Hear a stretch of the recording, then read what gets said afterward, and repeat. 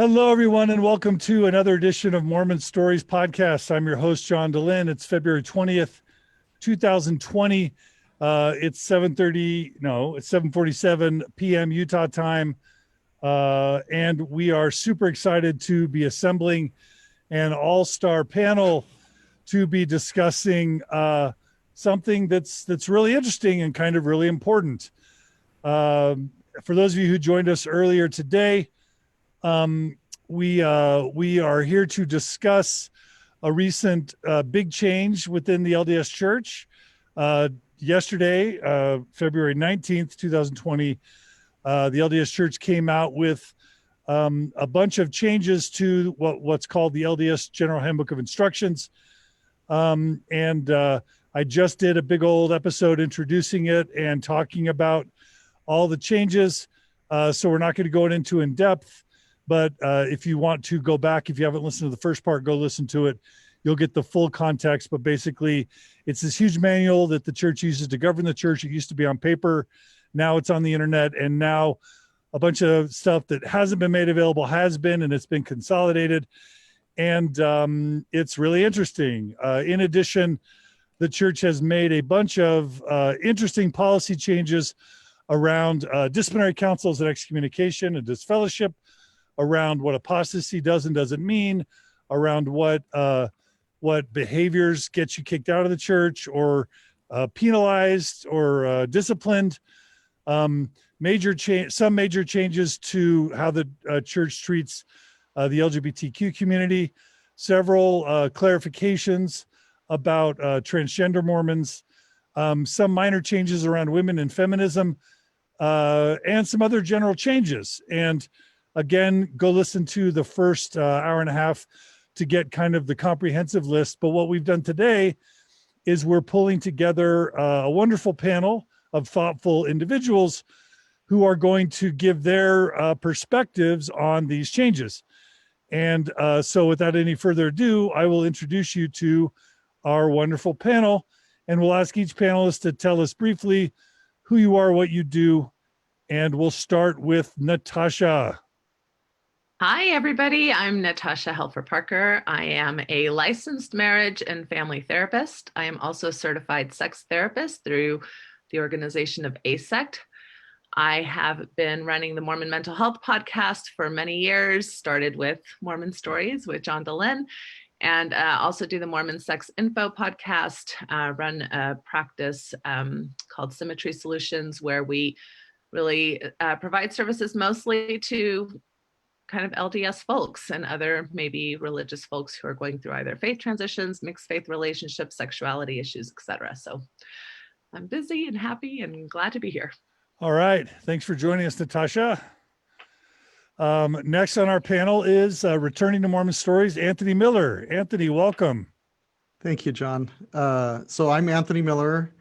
I'm a dragon dad. Our now 26-year-old son came out to us almost 4 years ago, and that led to a series of events that turned into a faith crisis and led me to join you today, actually. And my interview with you was last August, and I was appreciative of that opportunity. I've co-presented at Sunstone multiple times with Jana, who's part of our group here, and I'm just really grateful for the opportunity to be with you this evening. Hey, what's the feedback been on that interview, on that episode, Anthony? It's just been overwhelmingly tender, and still, even this many months later, I'll occasionally get a message or email or a text or something like that of someone who's listened to it or gone through it. Donna Schulwalter just really softened my heart quite a bit. She told me she had watched it like 5 times and like transcribed a bunch of it. And I just think she's a rock star and a hero. And I'm just so honored by that. But I was really grateful for the opportunity to do that. I love it. Well, we're so glad you're here, Anthony. Thanks. Kyle, also returning to Mormon Stories podcast. Kyle, introduce yourself again. Thanks, John. Yeah, thank you. Happy to be here. Kyle Ashworth. I'm the host of the Latter-day Stories podcast. And say that slowly and enunciate. Latter-gay Okay, it's with a G. Podcast. All right. I did reserve Latter-day Stories, just in case someone from the church wanted to pirate the idea. So Wanted to poach on that. you're gonna be taken to the right place. Yeah, host of the Latter-day Stories podcast, gay, former Mormon, father of 4, and really using this platform, which formerly was the Gay Mormon Stories podcast, which we have to credit you, John, for creating that. It is the world's, I would suppose, longest running LGBTQ themed gay Mormon or Mormon themed podcast on this subject. And we're now in our 9th season. So pretty exciting to see that platform take off, and overwhelming response, incredible viewership, listenership, and participation in the podcast, which tells me that either people are so bored that they find excitement only in LGBTQ podcasts, or there are plenty of people out there who are interested in this message. And I think it's probably the latter. Yeah, I think this touches a lot of people and it's important. So good job, Kyle. Gina Colvin is back with us. Gina, introduce yourself. Oh, kia ora, everybody. Kia ora to the co-panelists and John. I'm the host of A Thoughtful Faith podcast, and I am an independent scholar continuing to publish in the field of Mormon scholarship and cultural studies. And I'm currently a religious studies and spiritual formation teacher at a Catholic girls' school. I'm a bit in a pickle religiously. I worship Anglican. My heart's with the community of Christ. I'm culturally Mormon. I'm Roman Catholic by spiritual formation, and ecumenical and interfaith by nature. Beautiful. I love it. I love that. So good. Welcome, Gina. It's great to have you back. Now, Jana, I'm trying to remember, you've been on Mormon Stories. Of course you have. Reintroduce yourself to my audience. Thank you. Yeah, I was on a panel a few years ago. So I'm Jana Spangler, and I am a certified life coach, and I work with Natasha at Symmetry Solutions. And I specialize in working with people who are affected by faith transition, either the people themselves or family members or mixed faith marriages. And I'm also a recent graduate of the Living School, which is a contemplative Christian wisdom school that is run by Father Richard Rohr. And I just am fascinated with all things spiritual, all things Mormon. I'm an active member of the church. And maybe that's it. That's great. I'm a speaker. I speak at conferences and workshops and on podcasts. All right. It's great to have you. Thanks for joining us, Jana. And last but not least, someone that'll be new to many of you. We're super excited to have Samantha Taylor joining us today. Samantha, tell us about yourself. Well, I am a litigation support technician, so a little bit different field than the rest of you. That's basically a combination paralegal, private investigator, and IT person. I came out as trans publicly a little over, it was 2019, so a little over a year ago, and wrote a lot of which was caused by family members and members of the local church. Now I actually serve on the board of the Utah LGBTQ Chamber of Commerce, and I co-chair the LGBTQ Safe Zone project. Beautiful. Well, we're super Good job, glad Kyle. you've been able to join us today, Samantha. Thanks for joining us. You're welcome. Okay. So we've got a bunch of things to cover today. We're welcoming our live audience. We hope our live audience will feel comfortable sharing their questions or comments. We hope to incorporate some of that today, but let's dive right in. I think where it might make sense to begin is with disciplinary council stuff. Whether it's how the church is now changing how it's defining apostasy, to what's a mandatory versus optional offenses that can warrant church discipline, to the renaming of disciplinary councils, to membership councils, to the elimination of the terms excommunication and disfellowship, to replace them with the terms withdrawal of church membership for excommunication, and formal membership restrictions for disfellowshipment. Lots of changes to the Church Disciplinary Council sort of structure. We went into detail on that in the last episode. I think only 2 of us have been through a disciplinary council, but since I've already kind of started to comment on this, Gina, do you want to give kind of your initial thoughts to or descriptions of some of these changes, since this might be near and dear to your heart? Oh, you're muted, Gina. I'm not, I think we There you just go. lost the There you go. connection. Yeah, There you go. sorry. You want me to give my thoughts on that? I was initially like really excited. I thought they were retiring the whole idea of church discipline. And then it was pointed out to me, actually, they're not. They're just renaming it, which is a really Mormon thing to do. Like, don't interrogate the theology or the pastoral theology or the intention or the policy. Just kind of juggle it around and rename it. I mean, does it make any difference for females? I don't think it does, because we still have the bishops who are in charge of that membership committee, don't we? Is that correct? Do I have that right? I mean, They're just retiring the state council.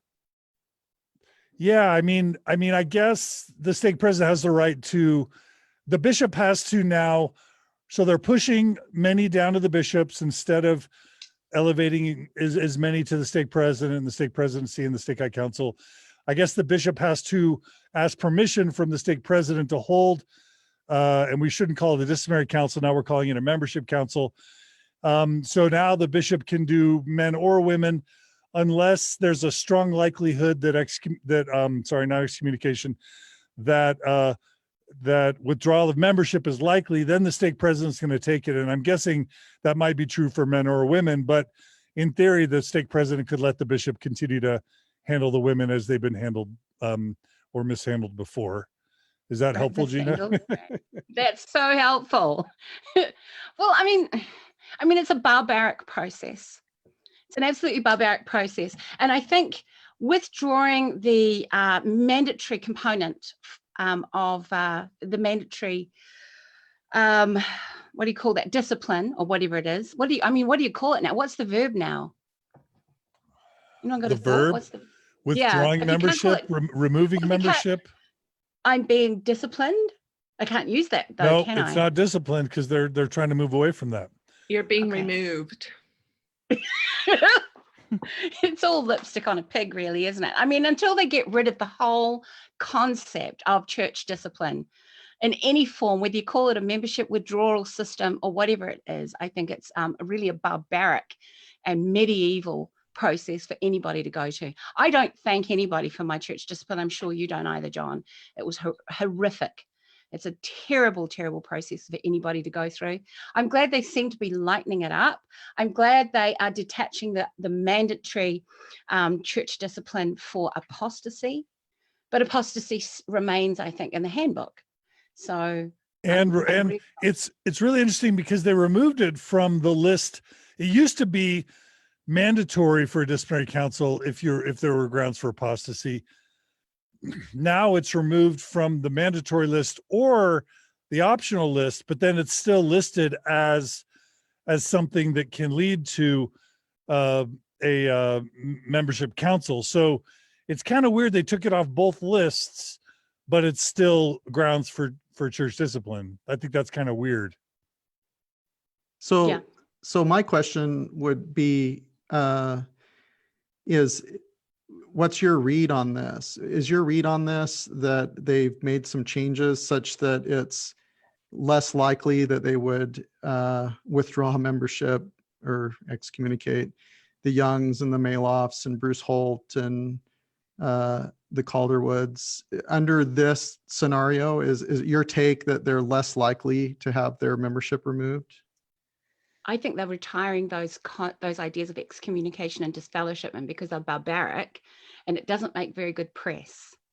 When somebody's been excommunicated and appears all over the Salt Lake Tribune or wherever it is, it sounds terrible on the part of the church. To kind of provide a softer term for it, I think is really about public relations. I agree with that. I think interestingly enough, John, I believe you brought this up earlier. The original layout of the disciplinary council was that for example, in a stake situation, you had 6 of the 12 high counselors, 6 were for the accused and 6 were representing the good name of the church. And I think interestingly enough, and maybe John has some credit here, when more of these high profile excommunications were taking place, and the public had the opportunity to hear the Bill Reels, the people speak. It was interesting. Sam Young, Jeremy Yeah, Reynolds, how quickly opinion changed. And when I heard about the membership council or the disciplinary councils being changed back in August of last year, there were a number of reasons that I heard that were cited for these upcoming changes. One of them, we've discussed this, John, the idea that you have a room of 15 men in a stake who some are hearing for the first time the church's history or inaccuracies or difficulties in history. And that's a really difficult situation for a stake president to overcome when 12 of his highest church leaders are now going back to him after the excommunication saying, was brother or sister so-and-so actually correct in some of these teachings? And that was causing some discord. Also, I think the message the church would have us understand and believe is that those disciplinary councils were just taking so much time from that group of 15 that if we excuse them out of that meeting, they have more time to spend with their families. And I think that's very soft and comforting, but I don't know that that really is the answer to why these councils were dissolved. Yeah, so it was last mid-year when they decided to make a change and they disfellowshipped the Lusks. Is that right? Instead of excommunicated them? Yeah, I think so. Yeah. Yeah, and so maybe what we're seeing in the manual now is just kind of a continuation of a change of policy that they maybe tested out or they were thinking when they decided to disfellowship the Lusks instead of excommunicate them. That would suggest that there's a level of coordination. I don't think there is. I really don't think that there's any fact finding or any feedback offered to the people who are making these decisions. That's my thought. I think that these are isolated things that aren't necessarily governed by Salt Lake. My hope was that, well, are you saying that's the party line, or you really think that's true, Gina? Because my hope was, and my intuition is, that when we show up at Sam Young's stake chapel and do a vigil in his parking lot with the news media there, when Kate Kelly does that, when that's done at mine, when we do that at the Youngs, when we're like Facebook live streaming the disciplinary council and like pointing the camera into the stake high council and sort of taking back and taking the shame out of excommunication, but actually making it something we're proud of and then broadcasting it all over the world.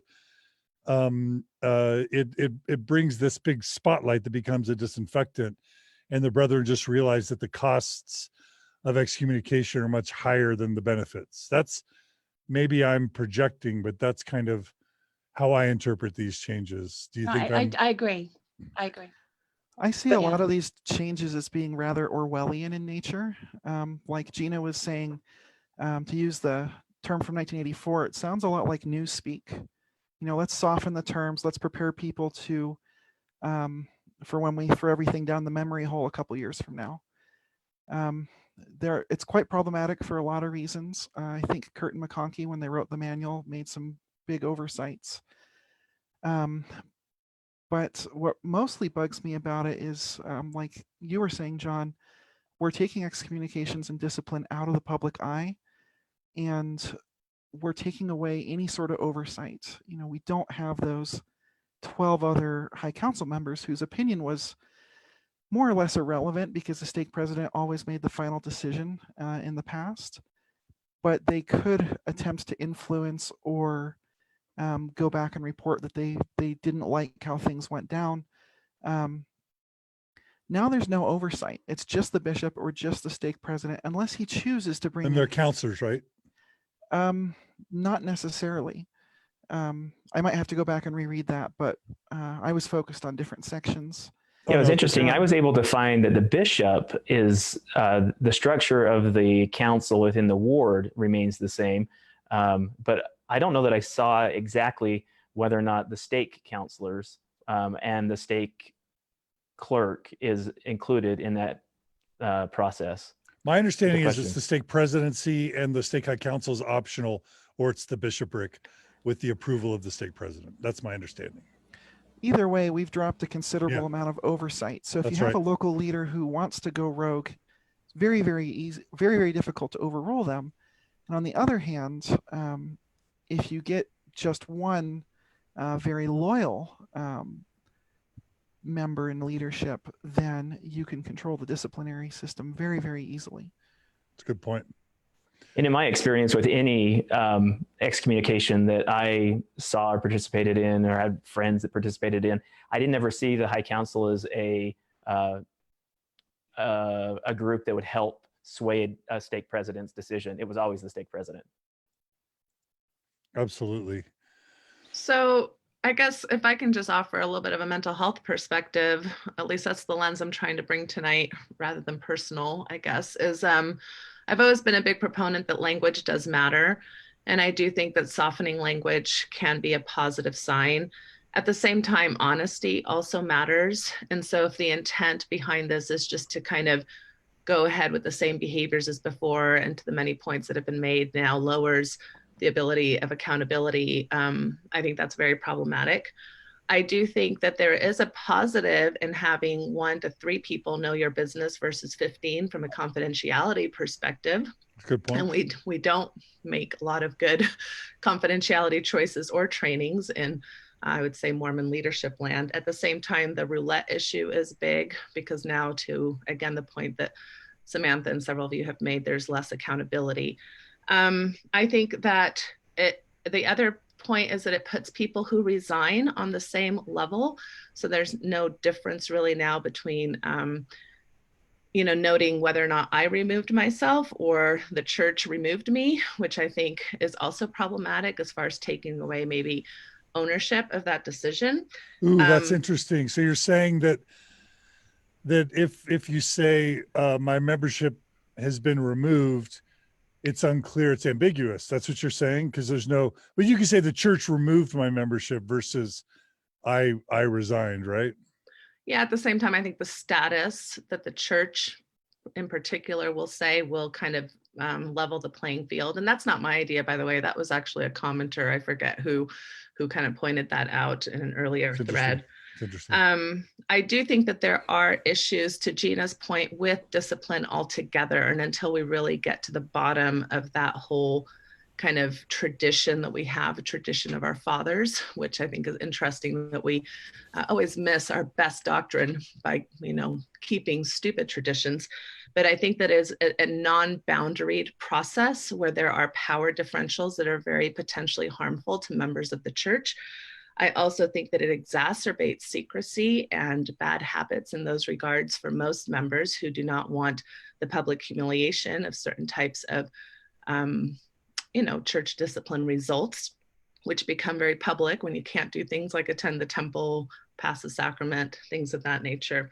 I also think it puts bishops in a very kind of vulnerable, liable position that I'm always concerned about bishops and how much they're carrying mental health wise themselves. And I would say that from parenting research, we know that punishment doesn't really do a lot in regards to helping good results in families. So why would that be any different in organizations? So going to a more, I really enjoyed the ministering language that we moved to a few years ago now. And I wish that that was more how we dealt with issues of quote unquote sin or, even issues of criminality or things like that. I don't think that even in issues of criminality that there should be necessarily church discipline. It can be, how are we going to minister to people who are being accountable by the criminal system and should be held accountable by the criminal system. So lots of, and not to mention also that whether you call it excommunication or removal of membership, there are still many, many psychological factors for families when it comes to all of our theology around the afterlife. What does this mean for our family? Are we still sealed? Are we not? And none of those things change whether you call it something different. So those were my mental health perspectives. I love it. What do you guys think about the argument that it's actually less barbaric to say the church, there's less stigma, there's less negative stigma for the disciplined to be able to say, oh, the church removed my membership versus the church excommunicated me. I feel like, even though I'm proud now to have said I was excommunicated, I think for the average member, if you just say, oh, the church removed my membership, isn't that a little less stigmatizing and negative than to say the church excommunicated me? Tomatoes, tomatoes. That's what you think, Samantha? All right. Others? Anyone else? I think it's cooler to say that you're excommunicated. It is cooler. Yeah, yeah. Well, So- and So let's I get to remember say, too that I was- it's only cooler if you're doing it for cool reasons. It's not necessarily That's true. cool if you're dealing with some really family disasters that a lot of people are getting disciplined for in regards to abuse or, infidelity or pornography viewing. So it's cool for certain topics. It's cool for apostasy. Yes. But that's not an automatic removal of membership anymore, according to the new standards. So I was going to say that when I was about 14 years old, my father was excommunicated for something other than apostasy, and they called it a church court back then. And they publicly would announce it from the pulpit that he was excommunicated and the reason for the excommunication. So there was this element of public humiliation, calling it a church court, and supposedly when they went from a church court to a disciplinary council, it was to soften the idea. And I kind of see this as trying to do kind of an incremental move to soften it. But in the end, even if you change the words, if they're going to kick somebody out, the result's the same. I agree with Samantha on that. That's probably the point where they excluded or took out the word Mormon and added the word love. So it was now the court of love. Right. I just been reading the actual policy. The counselors are in the room with the bishop or the stake president. Kevin Kloosterman adds that Kevin says that a person can request that the stake high council be in attendance. I haven't confirmed that, but that's what Kevin Kloosterman is reporting. Yeah, and there were a few caveats to that. It was that if the facts were potentially contested, you could ask for the stake high council to be in the room, or if the disciplinary council, the membership, whatever, involved the stake president or his family, then oh the right, high councilors that's would be interesting. there. Conflict of interest stuff. Correct. Is that for men or men and women? Men and women. So a woman now can request a stake high council. Correct. I think they left the door open that anyone really could, but under those I think there were 3 or 4 caveats were essentially door openers to having the stake high council there. But I think maybe the more broader general point was that the high counselors would no longer be required to attend those councils. Also, it makes it clear that the bishop, the presiding officer, the bishop or the stake president makes the final decision. He can counsel with his counselors. They can give their input. They can resolve concerns, but ultimately it's just one person making the decision. There's no voting or anything like that. And I think, just to reiterate a point made, that just multiplies by 8 the number of the variability of this process, because you've got so many different bishops who have so many different opinions. It's sort of the ecclesiastical roulette times 8, which is kind of the average number of wards, I think, or branches in a stake or district. Any other final comments about membership councils before we move on to the criterias for mandatory versus optional membership? I can't remember the name. What is it again? Membership councils? What is it? So one comment, I think it was Natasha that mentioned this, that it doesn't seem to be any different from if you withdrew your own records now. Right. It used to be notated differently as far as I understand, but procedurally it was handled quite the same.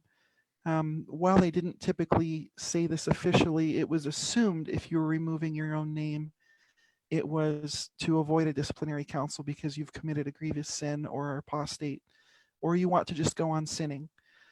And so in order to be rebaptized, all the same requirements existed in the old version as it did to be rebaptized after having been excommunicated. So it did kind of simplify things by combining that under one name now. Interesting. Thanks for that, Samantha. Okay, let me read. I talked about this kind of at length before, but let me read what actions are mandatory for a disciplinary council. They are murder. Well, let's just say this, before this policy, the things that were mandatory were pretty much things around apostasy. So it was like the only things that were mandatory for a disciplinary council were getting same-sex married, sort of other apostate acts, joining another church and preaching its gospel, false doctrine kind of stuff, being a polygamist. Those things were all mandatory. And then things like rape and murder and child abuse and pedophilia were all optional. And we did our best to make a huge stink about that and to embarrass the church into reconsidering. And so they reconsidered. And this is now, so these are the things that are required. And I want everyone's thoughts on the required: murder, rape, sexual assault conviction, child or youth abuse, violent predatory behavior, incest, child pornography, plural marriage, sexual predatory behavior, financial predatory behavior, fraud and similar activities, serious sin while holding a prominent church position, and any felony conviction. All right, what do people think about that list of mandatory membership councils? I'm really pleased that affinity fraud is there. Yeah, that's awesome, right? Yeah, that's really important for Utah. Ripping people off.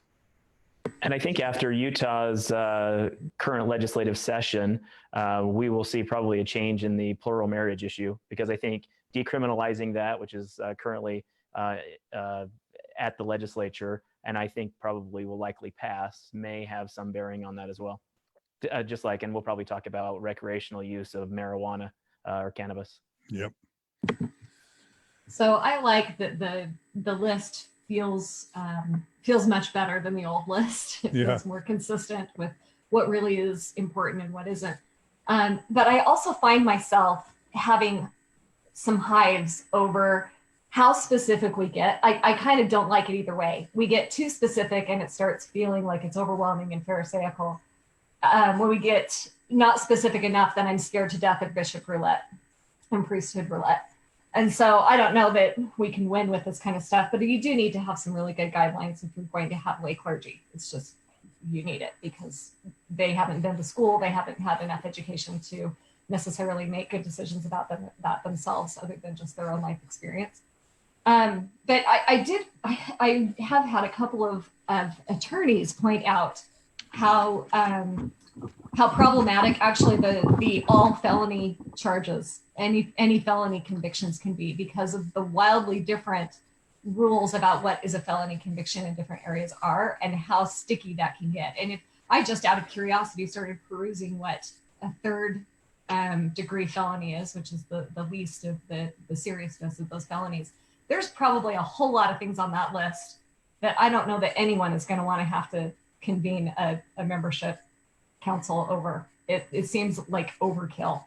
And so I think you're, again, kind of probably putting a bunch of bishops in a position where they're having to choose what they're going to turn a blind eye to, which is easy for some. Some people are good with that. Some personalities that are maybe just a little more legalistic, you're putting them in a huge pickle about whether you're going to really enforce some of these really crazy felonies that, you know, in one state would be nothing, and in another, you're going to be a convicted felon. So I see that as being a bit problematic. I also think that this puts bishops and ecclesiastical leaders into some type of detective roles. I mean, a lot of these, again, are in the criminal factor of our society. And so there are, you know, adept authorities who are, you know, able to kind of deal with these issues. And even with these issues, even in our legal systems, we oftentimes fail victims, you know, as far as victims of sexual assault, for example. And so I just see it as very complicated, and why I wish we would just kind of do away with this whole system altogether. It's not a bishop's job to start running detective work as to whether or not, you know, a he said, she said type of situation and what that means.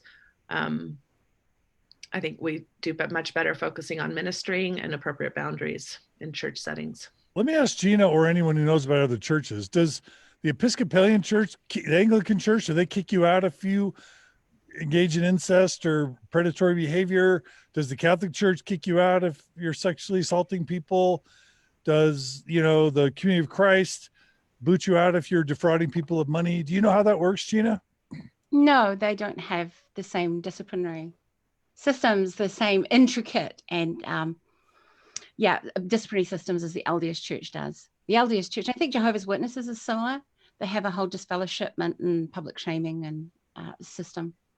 I think the worst that you may get, I think the Catholic Church is excommunicating women who are, and those associated with the ordination of women.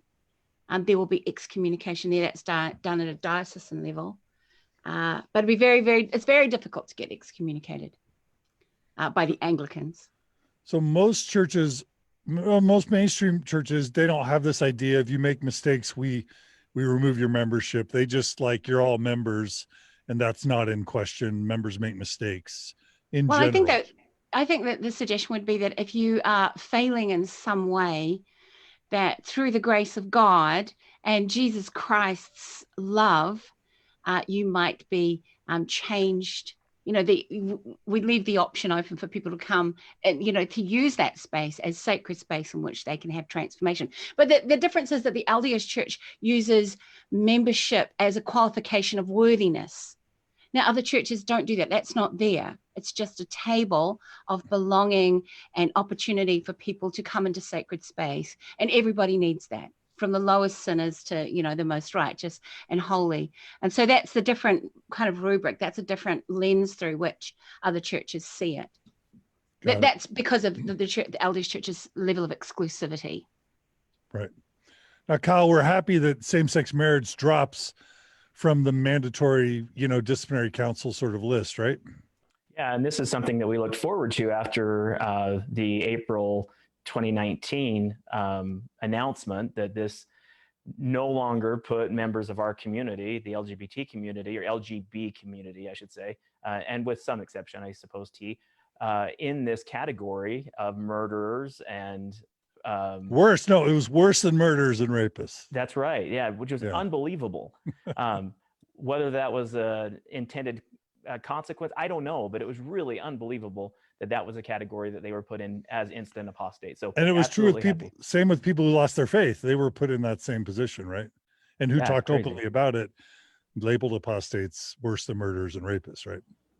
And in addition to that, then punished the children for Adam's transgression. Right. Interesting. Okay, so any other comments about this mandatory list before we go to the optional list? Yeah, so I'm not a lawyer, but I hire them, and I'm thinking as I look through some of these things that it's quite possible that there was a lawyer in the room. It's basically all legal things, right? Yeah, I mean there are things that if the church is protecting or perpetuating, then maybe the church has some liability, and in terms of lawsuits and things like that. And so it's not all that, you know, plural marriage isn't going to result in the church being sued. But financial predatory behavior of like a stake president or, you know, some of these other things, if the church isn't doing something about it or showing that they're taking action, you know, they're going to be a co-defendant in a lawsuit. So on some of them. Right. Can I ask, is the language felony used in that statement? Is that the word that they use, felony? Because we don't have felonies in New Zealand. So how on earth are people supposed to make sense of what a felony is, or second, third degree or first degree felony, unless we're actually in the US judicial system? So once again, they make it really hard to interpret what the hell they mean. Yeah, it says any felony conviction is the word. And I think Natasha brings up a good point about the reciprocity of laws. You can go to a state and we'll just throw out the use of marijuana. You can go to a state like Colorado where recreational marijuana use is prohibited or allowed, but come to the state of Utah where you'd be arrested and charged with a felony for possession. So can you go to Colorado, recreationally smoke weed? And we can get into this under the new rules of the law of chastity as well, or the word of wisdom as well. But then you're fine and safe, and a bishop isn't going to prosecute that because it's not a felony, or convene a council. But then cross the state border into Utah, and immediately you become now subject to a new membership council. I think that is very problematic. Even though there might have been attorneys in the room, I don't know how they deal with the different rules in different states regarding different laws or countries, as Gina points out. Mm-hmm. Go ahead. I will say I have seen quite a bit of writing from the Lord's law firm, and this is not their best work. So by the way, that was Jana who mentioned that point. I'm going to give her credit. Oh, sorry, Jana. No worries. I have heard that rumors, and I don't know if this has been substantiated, but that this is kind of a first pass at all of this, right? We've got just 9 sections that have been rewritten or that have been added, and one's been rewritten. And the plan is to continue to revise this entire manual, the whole handbook, and that there is space for more localization into different countries and other things as this goes on. So I wouldn't be surprised if they actually start doing that and having different manuals available where felony means something different in your country. Nice. Yeah, that was there's another icon that you can click on that has frequently asked questions, and they do talk about, just these limited sections, and that I think it's 2021 or 22, by that point they're planning on releasing the rest of it. I would mention, kind of as we're going through this, that to a certain extent, I think maybe there was a level of mutiny on local levels, church-wide, with regard to executing excommunication for apostasy, for same-sex marriage, or considering it for cohabitation, because, I know with regard to our situation, we were highly confident that neither our bishop or stake president would call a disciplinary council for our son and his partner. So even though they live in Utah, we kept their records in Montana, because maybe they could have ended up in a ward like Dusty John's, where the stake president decides that he wants to, be a hardliner. And so, when we look at these things, they're the letter of the law, but at least with regard to some things, there is leadership roulette, and there might even be a degree of mutiny, on local levels, where bishops or stake presidents are just going to decide that that's crazy. We're not, if someone gets a felony for possession of an ounce of marijuana in Utah, maybe a bishop would be thoughtful and go, well, that's crazy. I'm not going to excommunicate someone over that. So, or remove their membership. And just to go back to that point, Anthony and Kyle, you can confirm this.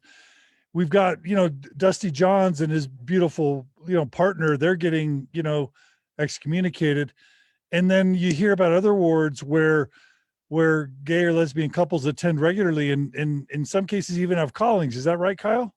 It is, and it's interesting. In Dusty's situation, he was excommunicated just a couple of weeks prior to the April reversal. And there are others like him who also went back and they appealed or contested their excommunication, and the First Presidency denied those, even though the rules had changed and they had appealed under those rules. So that doesn't make sense. The other interesting part is I traveled around working with stake presidents and bishops, helping them to better understand these LGBT topics within their wards and branches. And I learned that in some wards, even here in Utah, there were elders quorum presidents that were gay and dating, not married, which is how the bishops were justifying. But when you take an elders quorum president who is called by a stake, the stake president, which it means you have a progressive bishop and a progressive stake president who is willing to let a gay elders quorum president who was dating men, but living a chaste life, participate in that calling. I also learned of a sister who was a Relief Society president, a counselor in the Relief Society presidency, who were openly lesbian and also dating. So there is that level of progressivism out there, and I think that was another battle that the church had to address in this handbook, because they knew that the fiddler on the roof tradition wasn't the standard anymore, that there were other bishops and stake presidents out there that were living or instituting a different law, which I'm happy for, and they exist. They're all over, and the LGBT community is well aware of those bishops, which goes back into this whole discussion of roulette, and how it is difficult to maintain a level playing field for all LGBTQ members in the church. I'm a little confused about that, because on the one hand, sometimes the church gets characterized by its critics as being controlling and corporate and top down. And so you would think they would want it all to be standard. They would want to have a consistency across and just make it really clear. On the other hand, I could see lawyers saying the more the top is involved, the more there's liability, the more there's a risk of being sued. And the sort of Brigham Young Mountain Meadows thing, where if you can push accountability down to the local leaders as much as possible, then they get the blame if something goes wrong, and there's never blame flowing upwards. But anybody have a theory as to why the church would want these decisions made at the local level, when we would assume sometimes they'd want to be more controlling and uniform, top down? I think that they really are more controlling top down. As you read through the handbook, especially in the areas, the newer sections that deal with transgender members, over and over again, it mentions counseling with area authorities. Under the disciplinary membership council guidelines, there's several places where it says a council may be required and to consult with area leaders. So what they're doing is we're sweeping more and more of these policies under the rug, where instead of being out in the open in this new public, yay, we made it available for everybody handbook, more things are being restricted to now, instead of bishops and stake presidents, to area authorities. And we're taking even more power out of the hands of local bishops and stake presidents. Now that can be a good thing, because bishops can become mavericks and kind of run off in a bad direction or a good direction, depending on your point of view. And they do have more freedom, but they're also instructed to consult a lot more often. And so that's true. It is more flexible, but at the same time, it isn't really. And we've moved things around.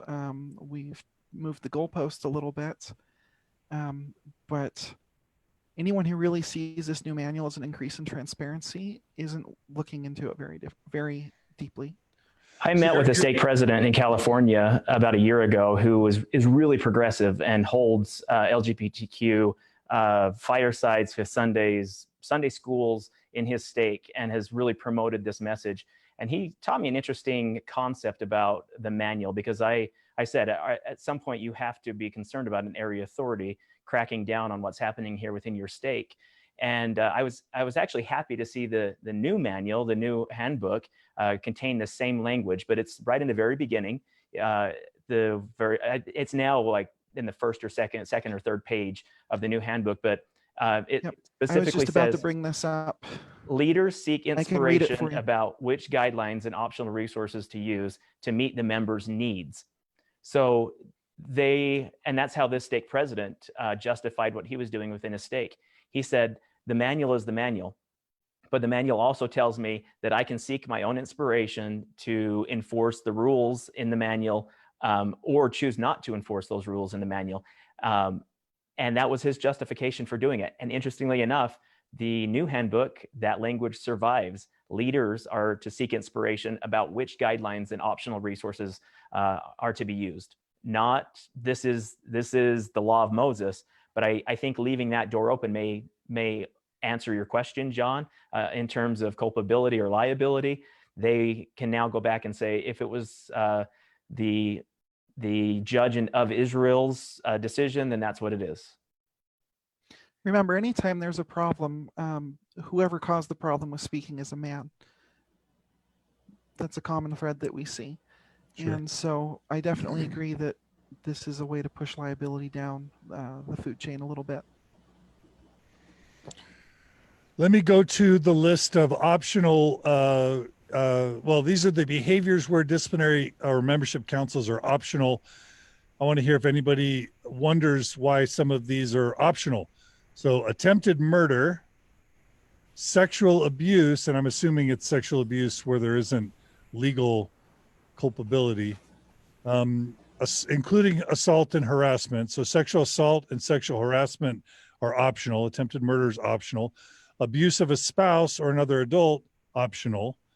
Adultery, optional. Okay, I'm okay with that. Fornication, optional. I'm okay with that. Same-sex relations. Well, I guess I wish these weren't on the list at all, but I'm glad they're optional versus mandatory.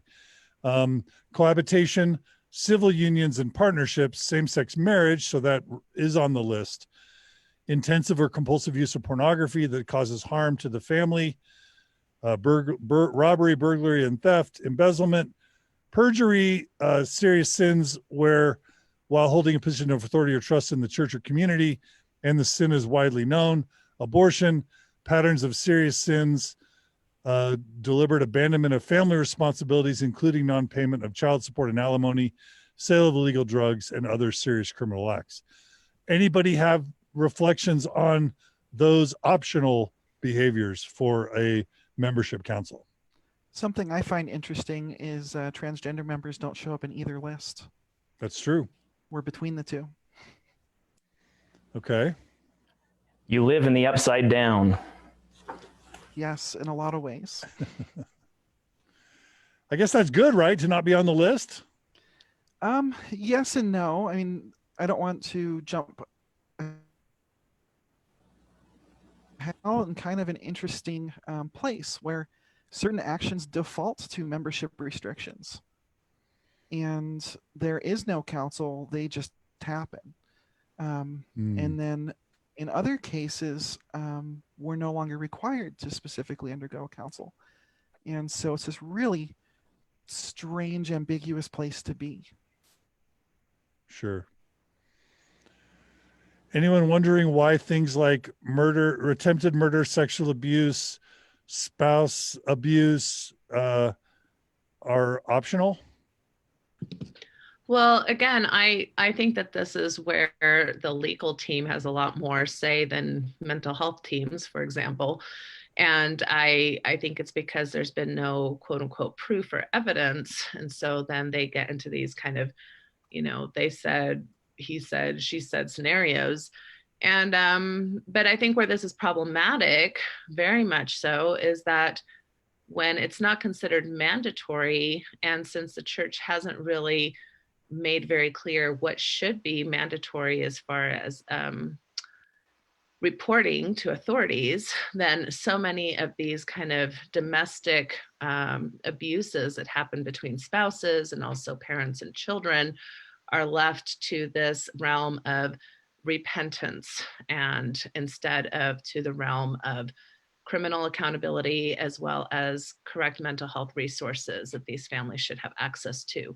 So I see this as very problematic, and why I wish we just would have very clear guidelines as far as reportable concerns. Because again, remember, to be a mandated reporter, you don't need a conviction. All you need is a suspicion or a concern, right? So if you have somebody in your office saying anything around my dad or my mom or my spouse, I'm scared, or it's not your job to decide whether or not it's happening. It's not your job to decide whether or not that person or somebody should repent, or how responsible they were, and whether or not they were the victim or the perpetrator. That's not the person's job. The person is to know that there's a red flag.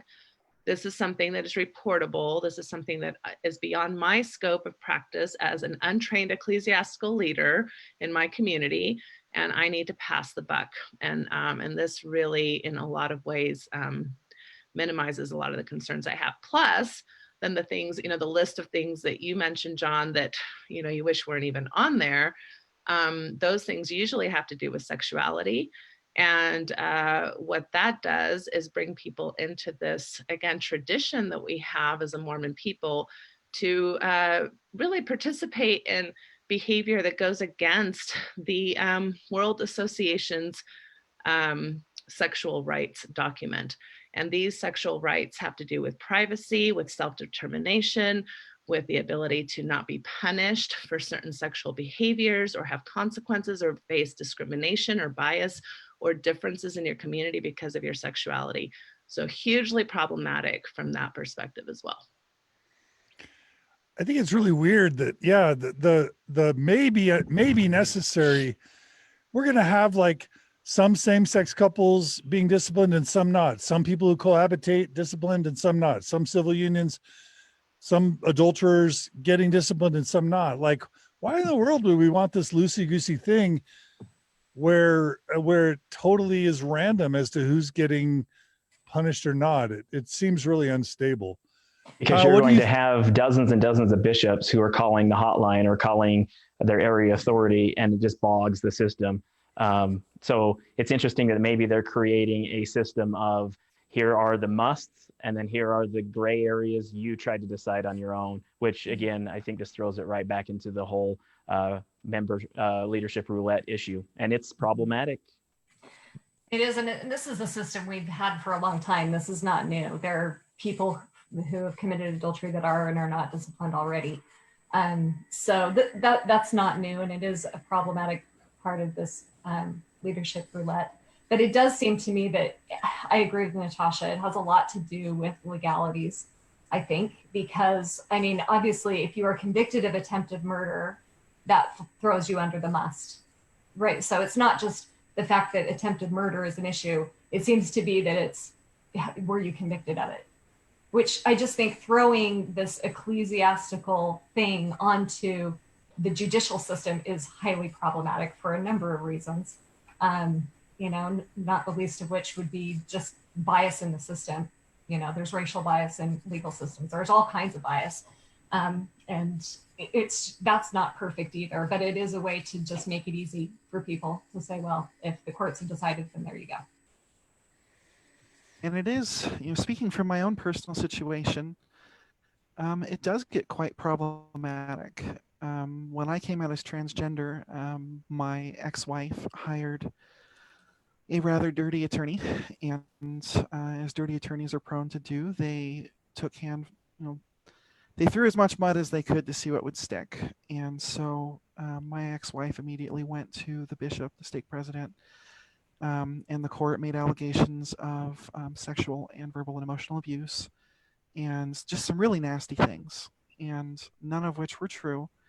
And I spent about $10,000 shooting down all those allegations. And it was even to the point where a couple members of stake leadership and their wives, who I had never met, the only way I knew who they were is because I put names into LDS tools to figure out who the heck are these people, were testifying on her behalf. In court. Exactly. I mean, they never actually testified in court. They just filed affidavits with the court because we didn't get that far. But some really interesting handling of it. And thank God we had a really good judge, because there's another judge down here in Utah County who I won't mention names, but it would have gone very, very differently with because of how much he hates transgender people and the fact that my attorney was a gay man. And I've watched this particular, not judge, but commissioner in a different case completely rake my attorney over the coals over stupid things. And tell us, how are you tying this back to these policies? So there was a lot of discussion about, I think it was Jana that said throwing the burden on the legal system is problematic in a lot of ways. Oh, because the legal system's problematic. Yeah. But again, though, on the other hand, is it any less problematic than the church? Yeah. It's just, And, yeah. you know, both systems are very reliant on human beings making good judgments. Yeah. I think Gina's And- right. Gina, just get out of this business, right? Yeah. Natasha too. Yeah. And past, I had an employee whose brother went through something similar. And while the charges were pending, he was essentially disfellowshipped until there was a verdict. Right. You know, his temple recommend was taken away. He was told not to partake of the sacrament, etc. You know, the verdict came through that he was innocent. Then he was returned to full fellowship. So with the church, at least in several situations I'm aware of, it became a guilty until proven innocent situation. Right. That's a problem too. In mine, thankfully, the church said, well, we're already disciplining you for being trans, so there's nothing else for us to do. So I never got to see how that worked out. Sorry about that. Thank you, Yeah, Samantha. so I'd comment. I think of the different bishops and stake presidents who I've had and served with over the years, and they were chiropractors and plumbers and accountants and dentists and medical doctors. There just weren't that many who were in law enforcement, you know? The And rules so of evidence are incredibly complex, even for those of us who study them. Yeah. And so it's not in their skill set or purview to investigate some of these things that are really disputed. And if they see something that should be reported to law enforcement, then they should report it, you know? But I agree with Gina that it would be beneficial to get out of this kind of business and to put a dentist or a chiropractor or a home constructor, you know, contractor in the role of trying to adjudicate something and investigate something like this. My sense is that it's not helpful, and the legal system that has people that are already trained and has standards messes up a lot, like Samantha's mentioning some of those cases. You know, how often do things get messed up when we have people that this isn't really their skill set, they're not trained for it, and they're trying to adjudicate, you know, milk strippings, referring to Thomas Marsh. Right. But as we're closing out this topic, let me just ask generally a question. One thing we didn't note is that they added a couple lines to the criteria for apostasy. They added a new one because most of the people that have been excommunicated for apostasy in the past 5 years didn't meet the criteria. They weren't teaching doctrine as true that wasn't doctrine. They weren't joining, you know, groups that they shouldn't be joining. All they were doing was like coming on a podcast or like starting a support group, and none of that really met any of the criteria. So now they've added a criteria that says showing a pattern of intentionally working to weaken the faith and activity of church members. And then the other thing they tweaked that, Gina, this will be close to your heart. It says formally joining another church and promoting its teachings. And then it's got the caveat, total inactivity or attending another church by itself doesn't constitute apostasy. It's when you join another church and advocate his teachings, then you might need to withdraw the membership. I guess my question is, do we think that church discipline councils or membership councils are going to increase, stay the same, or decrease in frequency overall because of all of these changes? Any predictions? I know that's hard for anyone to guess. I believe they'll decrease. They're what? I believe they will decrease. So the church is going to move away from the frequency of disciplinary councils, you think, Kyle? I do, and I a couple reasons. Knowing bishops and stake presidents who have went through this, I believe they're taxing, they're embarrassing, they're often a waste of time. And I know many bishops who are sitting in ward councils and in leadership positions in the church contemplated whether or not a disciplinary council would have been warranted, opening that up into that discussion within a bishopric, knowing that they didn't want to drag the member through that. They didn't want the embarrassment as a bishopric. And I really honestly believe that this is now opening the door and excusing the stake high council are both good reasons to say fewer of these councils. Okay. I believe that. agree. I agree with Kyle. And at the same time, it's interesting that if you take them at their word, they should increase exponentially, because the issues around childhood abuse and family abuse affect like probably at least a third, if not like almost half of our population. Yeah, because they made the list bigger. Both the optional and the required is like bigger now, right? Yeah, things that would never go to disciplinary council now should. So it'll just be interesting to see. Must. Yeah. Yeah. That's and so I would agree. I would think that what they're saying here with regard to the apostasy is that there'll be, if there are membership councils, there'll be more withdrawal of membership, or what used to be called disfellowshipment, not withdrawal of membership, formal membership restrictions. I think that's more likely. So we're more likely to see an event like the Lusks than like the Youngs, maybe. I would say a few things also with regard to these kinds of councils, having been a ward clerk and on a high council and so forth, high priest group leadership. When a bishop holds what would be called a membership council, the bishop doesn't generally do that independently of conferring with the stake president.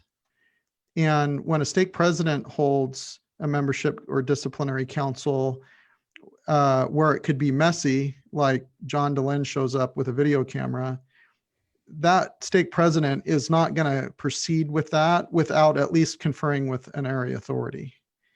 And so while in some cases there might be a top-down, strengthening church membership committee kind of action that precipitates some of these, I think more often than not, if there is some sort of direction from the top down, it's because the bottom up contact worked that way up the chain.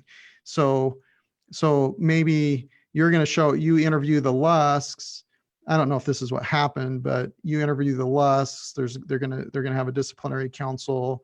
Maybe that stake president speaks with the area authority. The area authority, that's the first time he's run into this. John DeLynn's going to show up. What do I do? So he goes up the chain, and then that information or recommendation maybe makes it down the chain, as opposed to, one of the members of the 12 who's on the SCMC deciding we're going to take down the Lusks, but this time we're going to try disfellowshipment.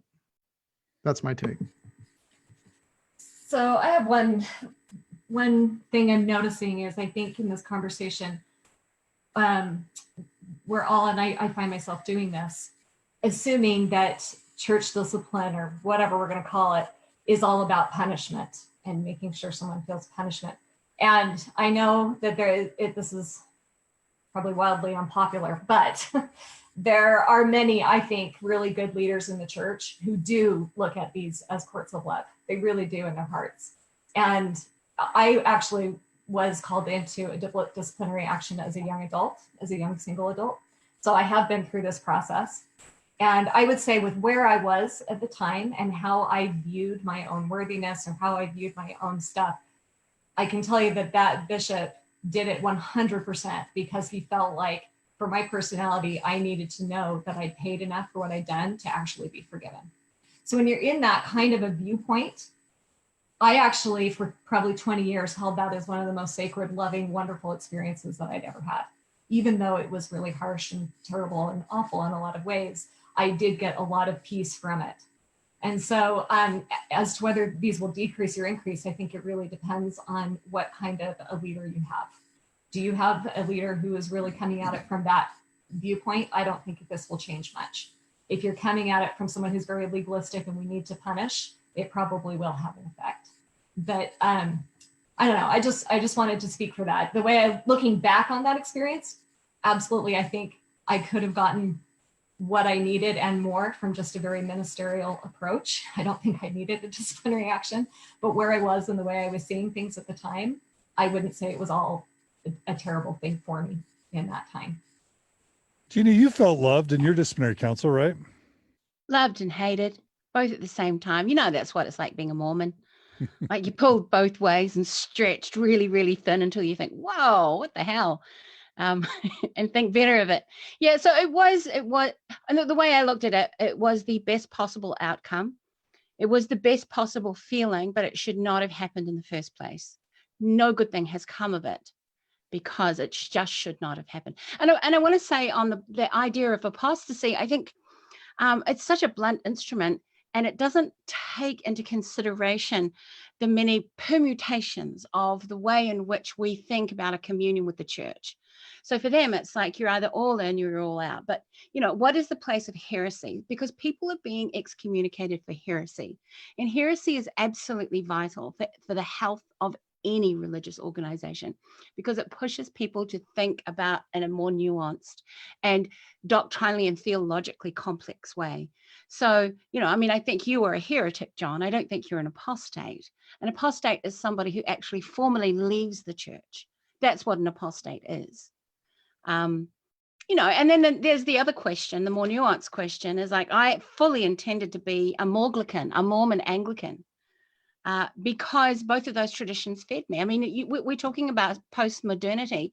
Very few young people these days are going to find their full belonging in one place. That's just not the way that we're headed as in terms of a kind of social evolution. And so what are they going to do about that? What are they going to do about the fact that, I might be being spiritually formed in the Ignatian tradition, and I might find communion here or there. And, I want to be able to take the Eucharist or the communion of other traditions. I want to be in the body of Christ, not just a member of a church. So I think that, the language they're using is very, very theologically unstable and immature. I think that's the issue. They're using lawyers to put like an eye over this. They're not using theologians. At least, in the Roman Catholic tradition and the Anglican tradition, there'll be an eye cast over things, a theological and a biblical eye cast and a pastoral eye cast over things before it's just chucked out. I mean, it's just so enormously immature to put the status of the church's organization in the hands of lawyers. I mean, lawyers can do their things, but they shouldn't be running churches. Yeah. Okay, well, I think it's time to move on to the next topic, but I think we've got a lot of great insight from our panelists. So I'm loving this panel. Thanks to everyone on our panel. Thanks to all our listeners who are listening live. Let's move to, before we go to the transgender kind of updates and changes, let's cover the LGBTQ stuff, I'll call it for now. Kyle, why don't we let you share some of your highlights, lowlights, and reflections, and then we can all jump in if we want. I think the first and greatest place to start is the fact that the November 2015 policy is gone. Officially. It is completely off the records. And it's interesting that... That's good, right? Yeah, it's absolutely good. It is... It now prevents exactly what we were discussing earlier, the ability for bishops to interpret the law, because it still was contained in the handbook, even though the church claimed to have sent out a supplement that said to disregard everything we taught before. That tradition still existed. The feeling still was there, and 50 North Temple had not announced it in writing to give them more clarification, and therefore some stake presidents and bishops still push that through. So that I think does a lot for our community in terms of overall mental health. I think the quality and stability of relationships are increased. But as that unfolded in April, and we discussed this on that Mormon Stories podcast, John, this opened up, and we want to talk about legalese. This opened up a can of worms for the church, because the single line that said homosexual relationships will now be treated the same as heterosexual relationships sent the Quorum of the 12, Area 70s, the Honor Code Office, everybody into a tailspin, because now that impacts BYU student housing, that impacts the Honor Code, that impacts the strength of youth, it impacts stake dances. How do we now clarify what the rules are regarding this ability to determine a homosexual relationship being on the same level playing field as a heterosexual relationship? So I was really excited to watch and see how this unfolded. Less excited that it took almost a full year for this now to come down. And now we're discussing some really interesting things through BYU, the honor code, all these things as they start to unfold are exciting in my world because it now is opening this discussion and it's causing people to face the hard truths. So tell us about what happened with BYU yesterday. So BYU did officially, I think, now this is a little ambiguous, but either on the 12th of this month or yesterday, within coinciding with the handbook, the Honor Code Office did update themselves to reflect the handbook change.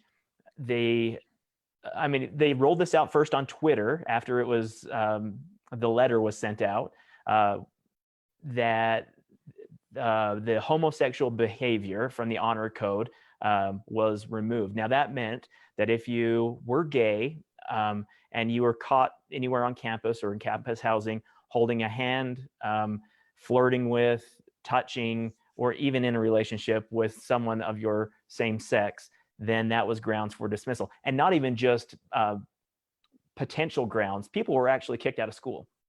It was a very real and lived experience for many BYU students. So they removed that language from the honor code, saying that the homosexual behavior was deleted. And then it was really interesting because, as you saw at BYU, LGB members of that school were then kissing and hugging and embracing on the campus. Immediately, first they put it out on Twitter with the recent release of the General Handbook of the Church. The CES, which governs the honor code, the church educational system, updated the honor code to be in alignment with the doctrines and policies of the church. That was the press release that the public got through BYU's Twitter.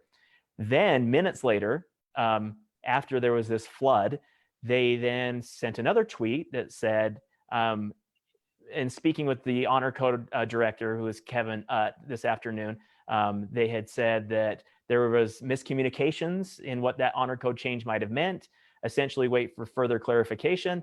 And another tweet came out saying the honor code office will handle all the questions on a case-by-case basis. You have to come in, visit with an honor code counselor. So it was really interesting. When the dust settled, though, it looks like everything will still stand, that indeed homosexual relationships will be treated the same as heterosexual relationships. Now, we haven't talked much about Which means gay and lesbian BYU students can kiss each other, hold hands, date. They just have to not have sexual relations, right? That's right. So Bryce Cook reached out to the honor code office, specifically asking this very question. Why are you laughing, Natasha? What are you laughing about? Oh, I shouldn't interrupt, but I love the BYU loopholes around what sex means. Oh, right. Yeah. That's all. We talked about that a little bit, soaking and yeah. Okay, Kyle, sorry I interrupted. Keep going. No, I've got another. When you think about it, remarkably, you can now hold hands at BYU. You can date, you can kiss your same-sex partner, but if you do it with a beard, you're out of here. I'm so glad that's not a problem anymore. Well, if this is real, this is tremendous. I mean, this is a tremendous change for our whole, Mormon family. I mean, it's tremendous. So, I went through this. I reached out to an honor code official that I know. Bryce Cook also did, and I just wanted to quote something that Bryce had posted publicly. He specifically got a hold of an honor code official as well. Is he Cosmo? Is he the Cosmo guy? No. Bryce Cook is the author of the essay, okay. Homosexuality and Mormonism. Okay. He has 2 gay sons. All right. What this means, and this is quote, what this means is that gay BYU students will be held to the same standard as straight students with respect to chastity. In other words, gay students can date and be physically affectionate with someone of the same sex without it being considered a violation of the law of chastity. The Honor Code Honor Code Office Administrator, direct quote. So Spencer W. Kimball is like turning in his grave, right? And so is Ernest Wilkinson, who said, if there are any among us in this campus, let us know you're gay. homosexual and we'll refund your tuition. We don't want you contaminated. We don't want the campus contaminated by your presence. So And Dallin Oaks isn't yet in his grave, and he did some things there at BYU too. Yeah, he was BYU president. Yeah. But this is something that we've been talking about for over a decade in kind of the Mormon mental health world, and sex therapists who are Mormon and everything. I mean, because to hold a person at the celibate status of sexual behavior, like sexual intercourse, if we're going to talk about penis and vagina or penis and anus types of activities, is one thing. But to hold a person responsible for romantic feelings, for not being, the isolation that comes from not being able to express a loving relationship outside of certain sexual behaviors, which again is problematic. It's still not where we need to be. But I mean, this is a huge leap to happen overnight. So I really hope this holds. And if so, I'm just thrilled. And I believe it will. Just knowing the behind the scenes workings of some general authorities and correlation department employees that I'm familiar with, they really struggled with this topic because opening the April policy, opening this dialogue saying that they all be treated the same meant that they really had to now create a path to treat this the same. And I'm excited for it. I think overall, the LGBT community is extremely excited with that way forward. Now, I must also say there is now an online group at BYU who is in a tailspin. They are now promoting. I don't even want to give them credit for their website, but they are trying to save BYU in an effort to bring down administrators, staff, members of the LGBTQ community who support these new handbook rule changes that affirm or allow affection, kindness, romantic experiences between same-sex couples. And it's very interesting to watch that implode or explode. Well, and in the past, a big factor that makes a difference in BYU policy which again shows some of the developmental struggles we have in Mormonism to know our place. It's the parents. It's the parents who call and have a royal fit about where their children are attending church that oftentimes in the past has made a difference. So hopefully BYU will be able to stand their ground. Let me bring up one point that I noticed that I think has been kind of missed in the handbook.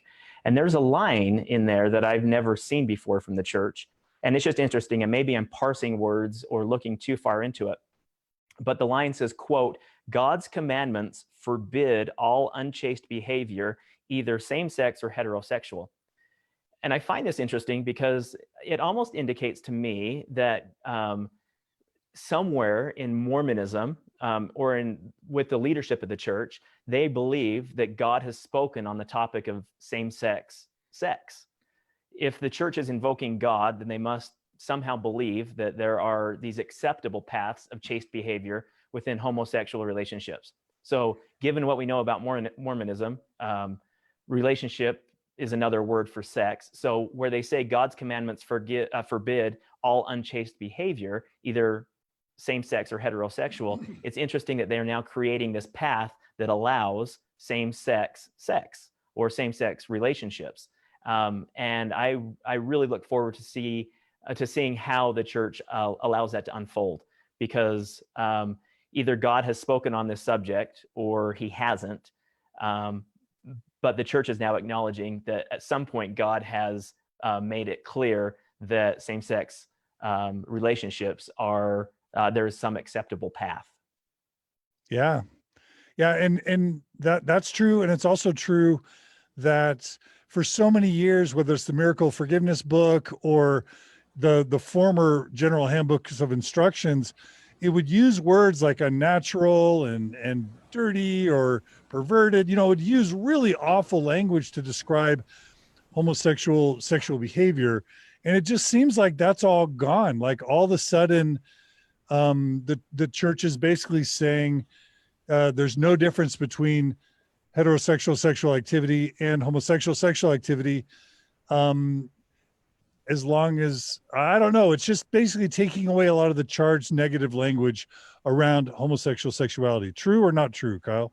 Very true. And on my website at latterdaystories.org, under the resource tab, I have kind of documented this historical. There's a document, it's called On the Record. And I started with the first known discussion about homosexuality, which is George Q. Cannon in 1897 in General Conference, and then detailed that all the way forward. And I'm now updating it to include the information recently, the new Handbook of Instructions.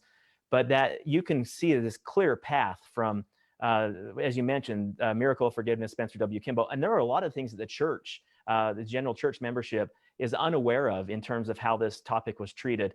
During Spencer W. Kimball's tenure, they created secret societies of investigators who would research and find homosexuals within the congregations. They were using private investigators in wards and branches who were called as that was their calling, was to root out gay members in stakes. They had secret bishops who would use personal priesthood interviews or worthiness interviews to find gay family members and then incorporate them into these programs. There was, and you brought it up, there was language like contagion and the pervert that was used to describe homosexuals.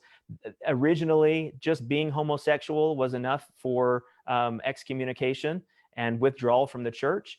That shifted to acts of homosexuality, that no longer was it just being a queer member or a homosexual member. It was now you had to act upon it, which then led into this this difference between same-sex or same-gender attraction and being gay. One was a label, the other one was an action.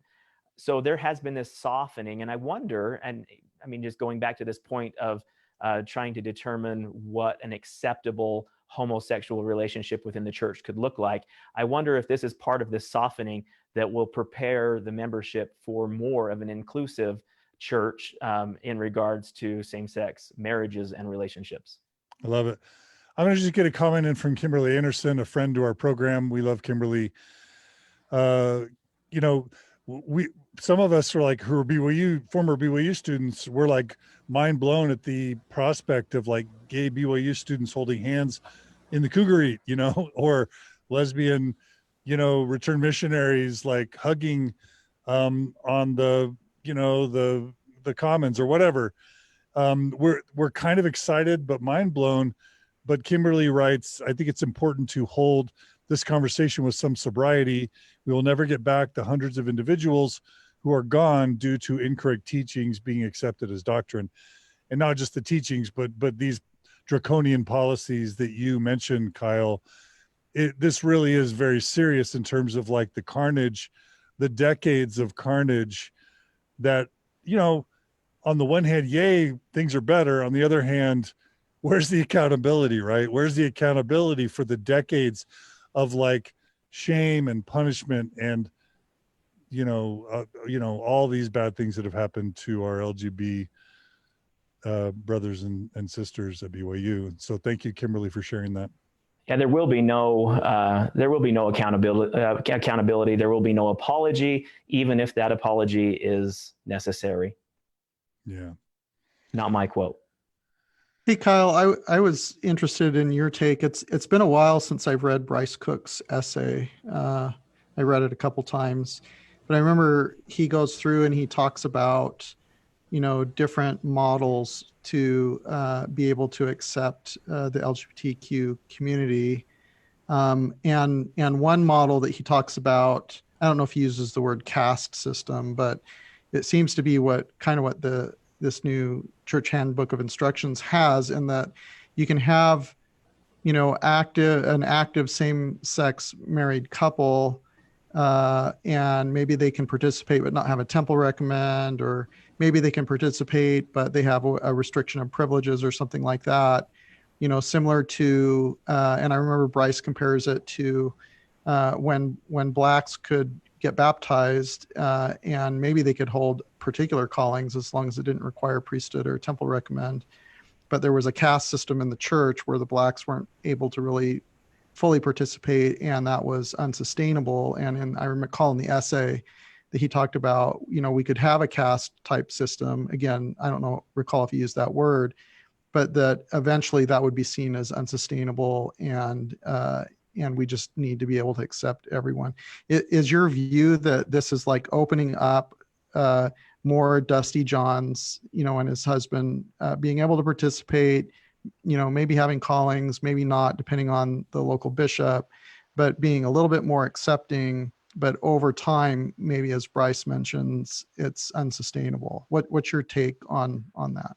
Yeah, so I interviewed Bryce on the Latter-day Stories podcast after the April 2019 announcement, and we discussed this topic at length, knowing that when the church comes out with language that specifically says homosexual relationships will be treated the same way as heterosexual relationships, what does that actually mean? And we discussed multiple versions of what we thought. And I think this was Pandora's box for the church for a number of reasons. Among those is that when you now allow a same-sex couple on BYU's campus to hold hands, that does a number of things. First, it validates that relationship. It validates that personal revelation that those two people experienced, that they aren't broken, they're not alone, and that there's nothing about them that needs to be fixed. That relationship can be pure and genuine and just as authentic and non-counterfeit as a heterosexual relationship. So what that does is then helps not only the mental health, but the physical health of that same-sex BYU student or person in that situation. It also creates visibility for people on the campus who now will be able to see a same-sex couple. And the more frequently we see those couples, the more positive of an impact that has. And we see that historically through society, and eventually now we'll see that in the church. But I think there's a greater point that we are missing in this topic, and it's that of the promises. The church promised that those people who experienced or found themselves engaged in same-sex relationships would experience a loss of blessing, a withdrawal of the spirit, an unhappiness. And now, given the opportunity to have these relationships, that all blows away in the wind, because people who experience these relationships often for the first time are generally happier. They become more spiritual. They aren't less constrained by the doctrines. They actually become greater people, and they become much more beneficial to our society, both in and outside of the church. So I think this is a huge issue for the church in terms of keeping the message controlled, that homosexuality is bad, that the spirit withdraws itself, amen to the priesthood, that you'll be guilty, that this guilt and shame will befall you, when the opposite actually becomes the reality. And I don't know how the church handles that either, because those decades of rhetoric now have a seal of living reality put on them. And the family members and the individuals who are on the spectrum, the LGBT spectrum, are now telling a different story than the one preached to them over the pulpit. Yeah, something about this another thing that feels very unsustainable about this. And I do agree with everything we said. I rejoice that this is going to happen. The visibility, I think, is going to be a really powerful thing, like Kyle was mentioning. I also pictured members of the church who maybe have children who are LGBT and are going to BYU. I can just see down the road them having really strange situations where they look at their heterosexual child, and maybe that child has been dating someone for an extended period of time, several years, and them getting really worried and really wanting them to get married and having stress over that. And it's going to be exactly the opposite with their LGBT children, where they're saying, oh, I just hope they date forever and never get married. That's going to bring up a weird dissonance that I don't think is sustainable. Well, and this is actually trickling down right now in faith-affirming, LDS faith-affirming LGBT groups, and among some of their most staunch supporters in those groups. They're saying, we have been taught about celibacy, and I have saved myself. I am no longer, I've been told I had to reserve all of this, and I have now wasted decades of my life, and now the church is saying it's okay. What has happened? And I acknowledge that pain. I was there. I was celibate. I was trying to do everything to stay within those boundaries. But the reality was I was a fish living on land trying to be a bird, and I was suffocating. I needed to get back into the water. I needed to be with I needed to survive, flourish, thrive with the gills that I was created with. And now some of these North Star and other faith affirming groups who are recognizing that the church has either made this monumental shift or opened the door to this, they don't know how to reconcile it, because it now may mean that the church is invalidated by all of the previous statements regarding this topic. I think that's why this is a beautiful thing and a great step forward in terms of progress.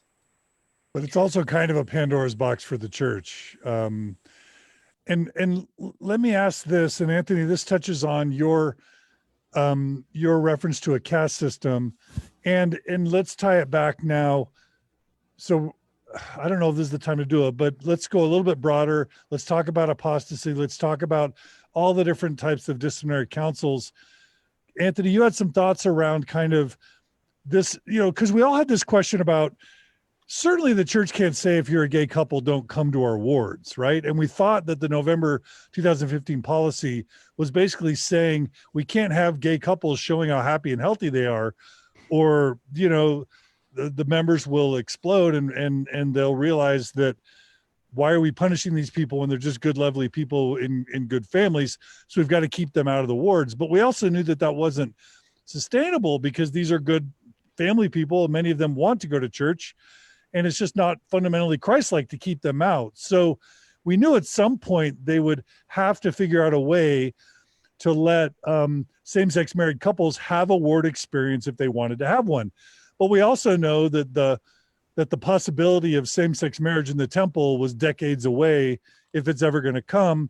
And so we were always wondering early on about, what about this middle ground where they can come to the ward, where they can participate, but maybe they have a calling, maybe they don't, maybe they go to the temple, maybe they don't. And they find some tiered system where they're kind of in the middle ground, or maybe parts of their, membership, privileges are withdrawn. Now we've got this with transgender people, which we'll get to. We've got this possibility with apostates, and we've got this possibility with LGB members that may be same-sex married or not. But isn't this sort of an introduction to a caste system more broadly within the lived ward Mormon experience? Anthony, do you have thoughts on that? Yeah, I mean that's my take. My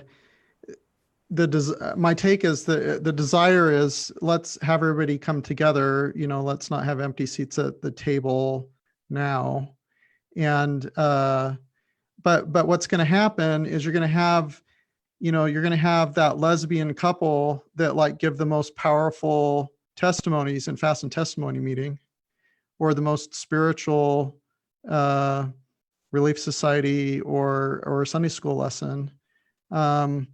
Or maybe they have the very powerful testimony in fast and testimony meeting, but because of restriction of privileges, you end up with a teacher in Sunday school that doesn't give something as powerful. And so the rest of the members see this. They see this lesbian couple, they have light in their eyes, they're in love, they're good people, they're spiritual people, they have strong testimonies. And so my view is, because we have this worthiness, focus of ideas, and then we're going to restrict or make available privileges based on this. You can have a temple recommend, you can't. You can have the priesthood, you can't. You can bear a testimony, you can't, and so forth. That's all based on this hierarchy of what the brethren are thinking, makes someone worthy or unworthy.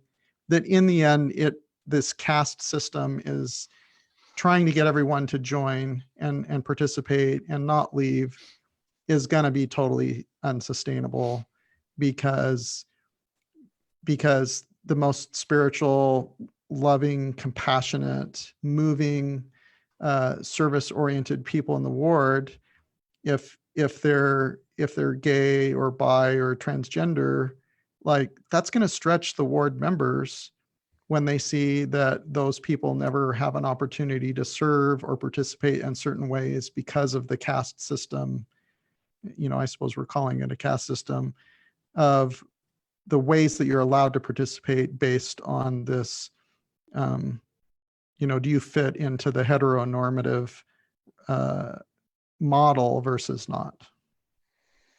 Gina, let's get you in. I know, Gina, you got to run to date night, and we're so happy you joined us and so sad you have to go. Let me just ask it to you this way. Gina, I know that for a long time you were trying to do kind of the Jana thing or the Bill Reel thing or the John DeLynn thing, which was to kind of hold down this middle space of being a believing, member, but being thoughtful and trying to navigate kind of this middle way. I know that you wanted that for a long time and you tried that. What do you think about this idea of this caste system where maybe you could have stayed and been a progressive or liberal Mormon who's a feminist, but you were just you couldn't do certain things, couldn't go to the temple, maybe you couldn't, whatever other restrictions they might hold, and just any other general comments before we have to lose you. Oh, I'm sorry to go, actually, but not sorry to go on a date. But thanks for your question, John. And I think I want to just draw on the comments that Kyle and Anthony have made about LGBT inclusion. I just want to say really quickly that this isn't just a Mormon problem. This is one of the great issues that Christianity is facing in the Roman Catholic tradition and in the Protestant tradition, the evangelical tradition. I do think that actually the Mormon conversation is a lot more sophisticated than everybody else's conversations. And it's difficult and it's horrible and it's complex and it's marginalizing for sure. But there's an elegance, I think, to the conversation that we're having in the broader Mormon population and Mormon allied population. We've got, research coming out and really vocal proponents and advocates for inclusivity. So I don't think it's something that we should chastise ourselves for being an outlier about, because we're just simply not. This is Christianity's biggest litmus test for their true Christianity. So I just wanted to say that as in response to that. But back to your question about whether or not I could have stayed. I had, on the day that after I wrote my resignation letter, I met with my bishop and I said to him, look, here's the deal. I could hang around the church, but I have no interest in a temple recommend. I don't want to give any more money to a really wealthy church. It seems like a waste of my money. I'm theologically out of step and differently formed than the LDS church. I won't ever outsource my inner spiritual authority to any church leaders. So you tell me whether or not I belong. And I think that my bishop, who I feel is a very sincere human being, he said, look, the reality is that I would tomorrow give you a leadership position, or I would put you on the stand.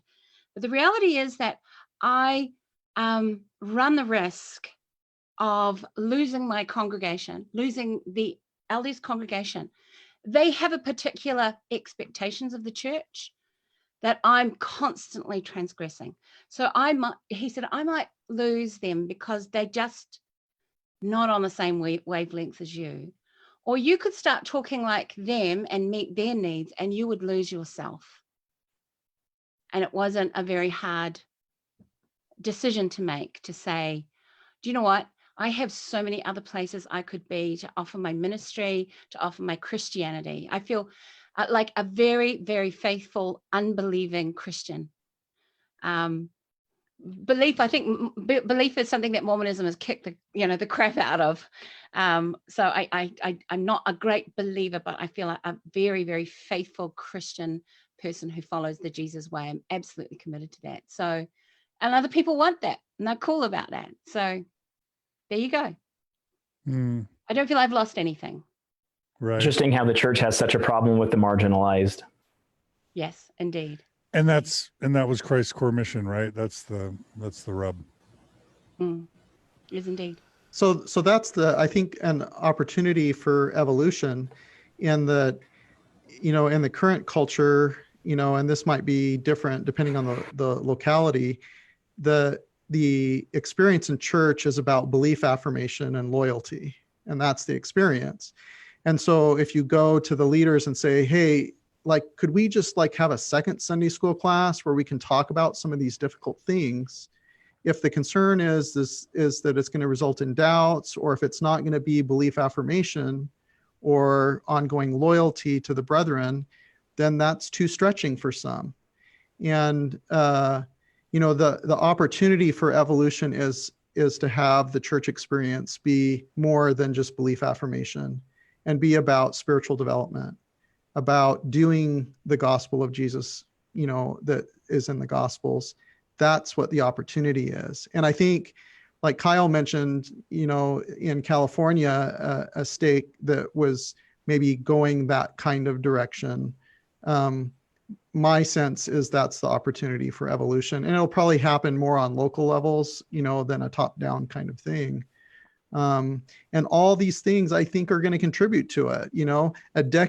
A decade of BYU students seeing same-sex couples or transgender people participate in, spiritually and in love and with light in their eyes, like that's going to change things. And they're going to eventually end up in wards, and they're going to eventually end up, affecting the whole thing. And it's not just going to be LGBTQ things, because once you open the door to that degree of nuance, you're going to open up the door to other things like biblical scholarship and things like that. So anyway, I think that's the opportunity, but that's the challenge too. Well, Gina, you've been lovely, and I don't want to keep you if you've got to run. Oh, wait, unmute yourself. She's muted. Thank you, friends. All right, we love you. Give our love to Nathan. Will do. Take care. Okay, take care, Gina. Listen to Thoughtful Faith. Who else was going to just jump in? I was just going to say. Oh, sorry. Go ahead. I was just going to say, in all forms of advocacy, John, you've seen this with your podcast. I've seen it with my podcast. I've seen this with Natasha and everyone in this space. So much change within the church happens from the ground up, not the top down. And I agree. Yesterday, I was with discussing with two bishops who want to hold fifth Sunday LGBTQ firesides or conferences in their wards to help their congregations better understand the LGBT experience, heeding the message of Elder Ballard. So that exists, and I think it does start at a grassroots level, and maybe not even as grassroots as the bishop, but it most likely and most often happens when a parent is faced with the discussion, the coming out experience of a son or daughter. They immediately now are immersed in a world that they didn't expect, and then they turn into dad dragons or mama dragons, fierce advocates of the LGBT community, because now they have a still of living reality. They can now put a loving face to a topic that they were taught their whole church experience was evil and disgusting and gross, and they can't correlate that with their son or daughter. That's where our change happens, and that's the important part of advocacy and moving this message forward. So you're saying the church has put itself on a path towards more acceptance ultimately? Yeah, interestingly enough, over exclusion has led to more inclusion, or the opportunities for inclusion. It's like the Harvey Milk kind of message from the movie Milk. And it's not that they've done it willingly. They've kind of been forced and dragged and pulled and shamed into doing it. Natasha, when your message is flawed from the very beginning, it doesn't take, Helen Keller can see that the LGBT community deserves to be loved. Yeah. Natasha, what were you going to say? Yeah, just my thoughts are that it's always this double-edged sword. We can celebrate the progress, and I think 30 years from now, this puts us on a trajectory that's going to be fabulous, right? At the same time, what it doesn't do, because we're not good at practicing our own best doctrines, like repentance as a church, is that it basically leaves behind, again, the people who were most apt to be obedient, the people who were most apt to really follow and take the church seriously. It leaves them abandoned. I mean, this happened with polygamy, right? Like all the people who really practiced it were abandoned by the church. And it also completely disqualifies the tragedy, the unnecessary tragedy of the many people we've lost to suicide, the many mental health conditions that people have suffered, the low quality of life, the ostracization in family systems that, and you know, and if the church did, I mean, the church can't repair a lot of that because it's already past and gone. But we know through trauma-informed practice that when you have an apology, when you have things like people taking responsibility for prior wrongs, it does heal and it does speed the healing process. And I think it's a really missed opportunity that we don't practice our own best doctrine as a church. Yeah, amen to what you're saying, Natasha. I think that we will never be fully the Christian religion that we have the ability to be until we are willing to do that, until we are willing to look at ourselves and really deeply excavate all of the shadow and all of the wrongs that we have done. And it's very Christian to do so. I don't think we can get there without it. And this is such a delicate issue with any advocacy, right? Like, progress does just happen little by little by little, step by step by step. Too big of a step, and it causes all kinds of problems. I was amazed when the new temple changes came out that were more empowering to women, how many women of faith that I know had real problems accepting it. Because I think when you have really internalized that something that maybe doesn't seem right on some level, or just seems really hard, when you internalize that and then it's reversed, that is a really hard pill to swallow. And it is really hard to imagine that really maybe something was wrong with it all along. So progress is hard. It's hard on all fronts. And, I don't know. And at the same time, I agree. Like, it also feels like sometimes we're protecting the 90 and 9 and leaving the one out in the cold, which also seems very unchristian to me. Right. Thanks, Jana. So I think it's time to move to the transgender issues. Kyle, is there any other last LGB kind of points you want to make? It's not doing justice because there's so much here. Any final things you want to say overall, or just points you want to make? No, I want anyone who identifies along the spectrum to know you're not alone, you're not broken, that this is good progress in the right direction. And it's interesting, the comment boards, as we discussed this on my podcast and in other LGBTQ spaces online, how the whole handbook issue, there are no positives, this is disgusting, this is awful. My reality is that these are steps in the right direction. Baby steps are still progress steps. And traditionally, we know the church is decades behind in its administration and its understanding of current world events. And that has to do with a senior apostle and junior apostle issue, where the progressive and conservative groups will continue to clash until somebody takes over. But the LGBT community, I think this was a win for them in many aspects, and in some aspects it was a loss. And we'll talk about that in the transgender section of the handbook. But there are resources available out there. Just to kind of echo what Jana just talked about, I see this happening in the faith-affirming groups, LGBT groups. This feeling of betrayal, that all these decades of messaging no longer applies, and how do they deal with that? My recommendation is that you need to look at some of these groups as stepping stones. And for me, I was closeted. I found groups like North Star that were faith affirming and very spiritually uplifting as a stepping stone to get me to where I'm at. And don't discount the importance of progression, and don't stall yourself because you're stuck in the same traditional rhetoric or archaic rhetoric that has existed. I think this handbook change, this discussion, and many more that are happening around kitchen tables, around Mormonism, are beneficial to getting rid of the marginalized, the other system, and moving more into an inclusive and opening and supportive community that we all deserve. Love it. So I actually have a question for Kyle and Samantha, and that is, if you perceive, like I perceive that this is an incremental improvement, and that as members have opportunities to interact with LGBTQ people more, even on some of these where it's just a small incremental improvement, in the future, 20 years from now, it's going to be a lot better.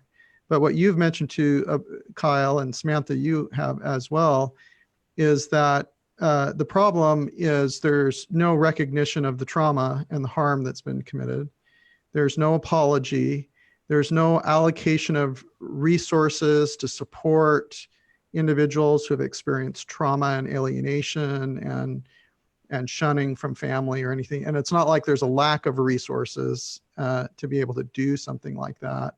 You know, and I suppose that maybe this is off topic or not, but like if you had a magic wand and like $100 billion, you know, to do something with, and, you know, to heal the harms, or at least try to make an effort to heal the harms and the trauma, like what would they add in addition to this? You know, 20 years from now, it's going to be incrementally better. It's not perfect, but what would they do now with the unlimited resources they had for your communities?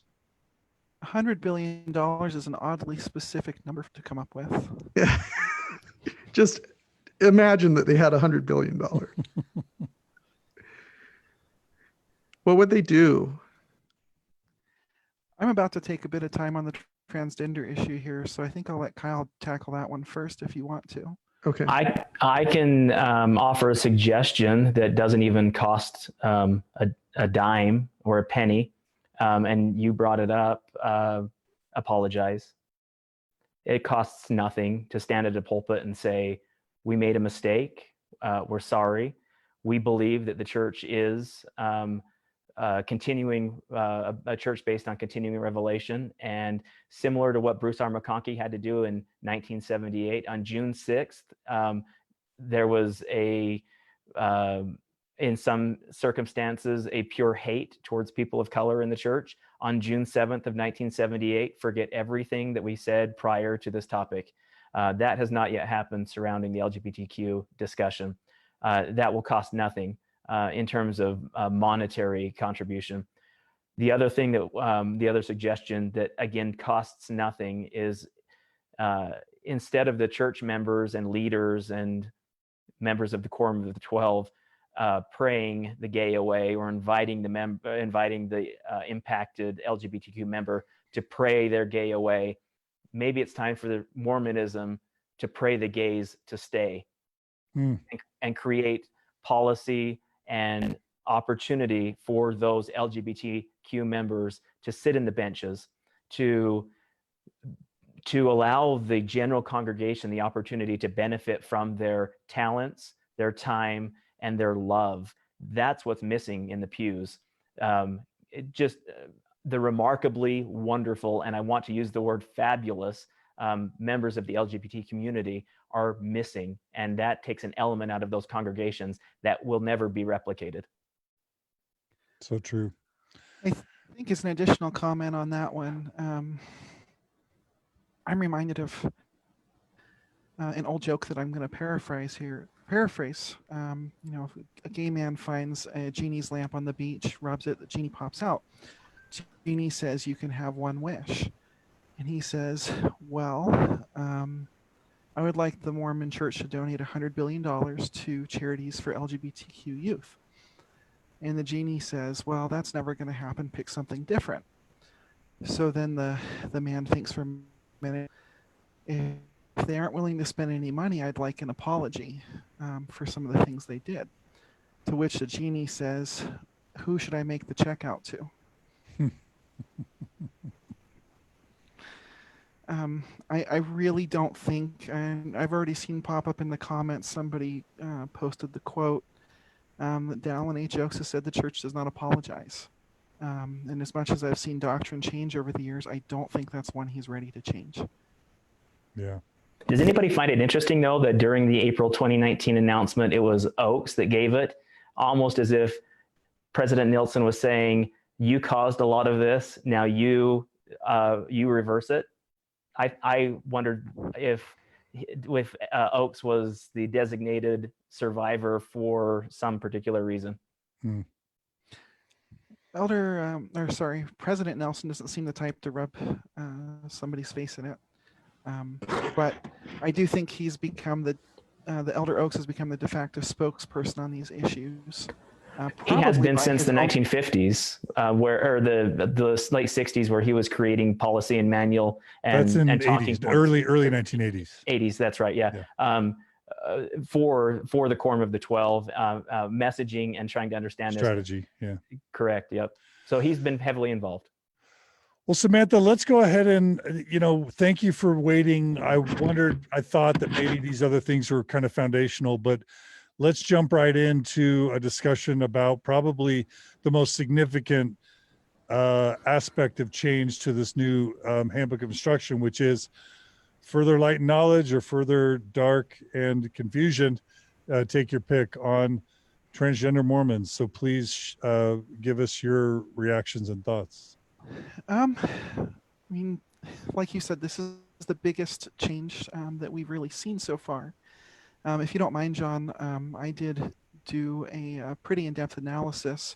I'll post a link to that in the comments, because we just simply aren't going to be able to cover even most of it right now. So I'm going to have to kind of step out of the weeds a little bit here and look at it from 30,000 feet. It's really had a lot of mixed reactions. Typically from the cisgender members of organizations like Affirmation, especially North Star. Sorry, I'm throwing you under the bus, but it's very well accepted. The transgender members are seeing it a little differently, and quite honestly, most of us have bounced back 24 hours. For some historical background here, all the church ever really counseled in the past, and I've traced this back to the oldest leaked handbook one I have access to is from 1999. The church specifically mentions as one of the mandatory reasons for disciplinary councils is if a member has a transsexual, which was the term used back then, or an election. That was it. We didn't talk about anything else. There was no theology. Nor until about 2015 when somebody asked, I believe Elder Holland briefly mentioned gender identity in a talk in 2009. But in 2015, somebody asked Alan H. Oakes in an interview, and he stated that the church still has a lot of homework to do on this. Now, this led to tons and tons of problems. You would have leaders who were very permissive. I myself was very, very easy to get being transgender to jive with traditional doctrine, even the family proclamation. I don't deny that for me anyway, gender has important eternal significance. Where I do disagree with church leadership is that as we have taken an eternal spirit, who the church teaches has a gender, and that's problematic for our non-binary members, which is in terminology. I identify as very binary trans. I was assigned male at birth, was the gender the doctor decided I was. I have transitioned to female. That's a very binary transition. There are people who feel that they're in the middle and that they are not binary, or they're somewhere on that spectrum from male to female. Modern biology tells us that human gender is not binary, it's bimodal, meaning it tends towards two specific categories, but there's a lot of room for variance along that spectrum. Non-binary people fall somewhere on that spectrum, or may even consider themselves agender or genderless. So that teaching does have some problems there, and I want to make sure we're inclusive of them. I will mostly be speaking from a binary trans perspective because the church is really to binary people. I want to throw that out there, that there is still a ton of work to do in that realm. Most of the new policies focus on people like myself. And again, some leaders were able to fit this into their theology. We have great evidence that, we live in a fallen world. That's something that the church will agree with. Our bodies are not perfect in this world. That is something the church teaches. But for some reason, we can acknowledge that, we say God doesn't make mistakes. Well, if that's the case, then why are we doing cleft lip or clubfoot surgeries? Was that a mistake, or did God intend that person to live their entire life lame or with a speech impediment? And that's a big question that leaders don't answer. My stake president got really irritated with me when I went down that road. And so that's how I've always fitted in. And I go into some more of the statistics, and I really did make sure I found citations for these in the essay I wrote. Intersex conditions, which is one term for when somebody is born with what we say is ambiguous genitalia, even though the intersex world doesn't like that term anymore.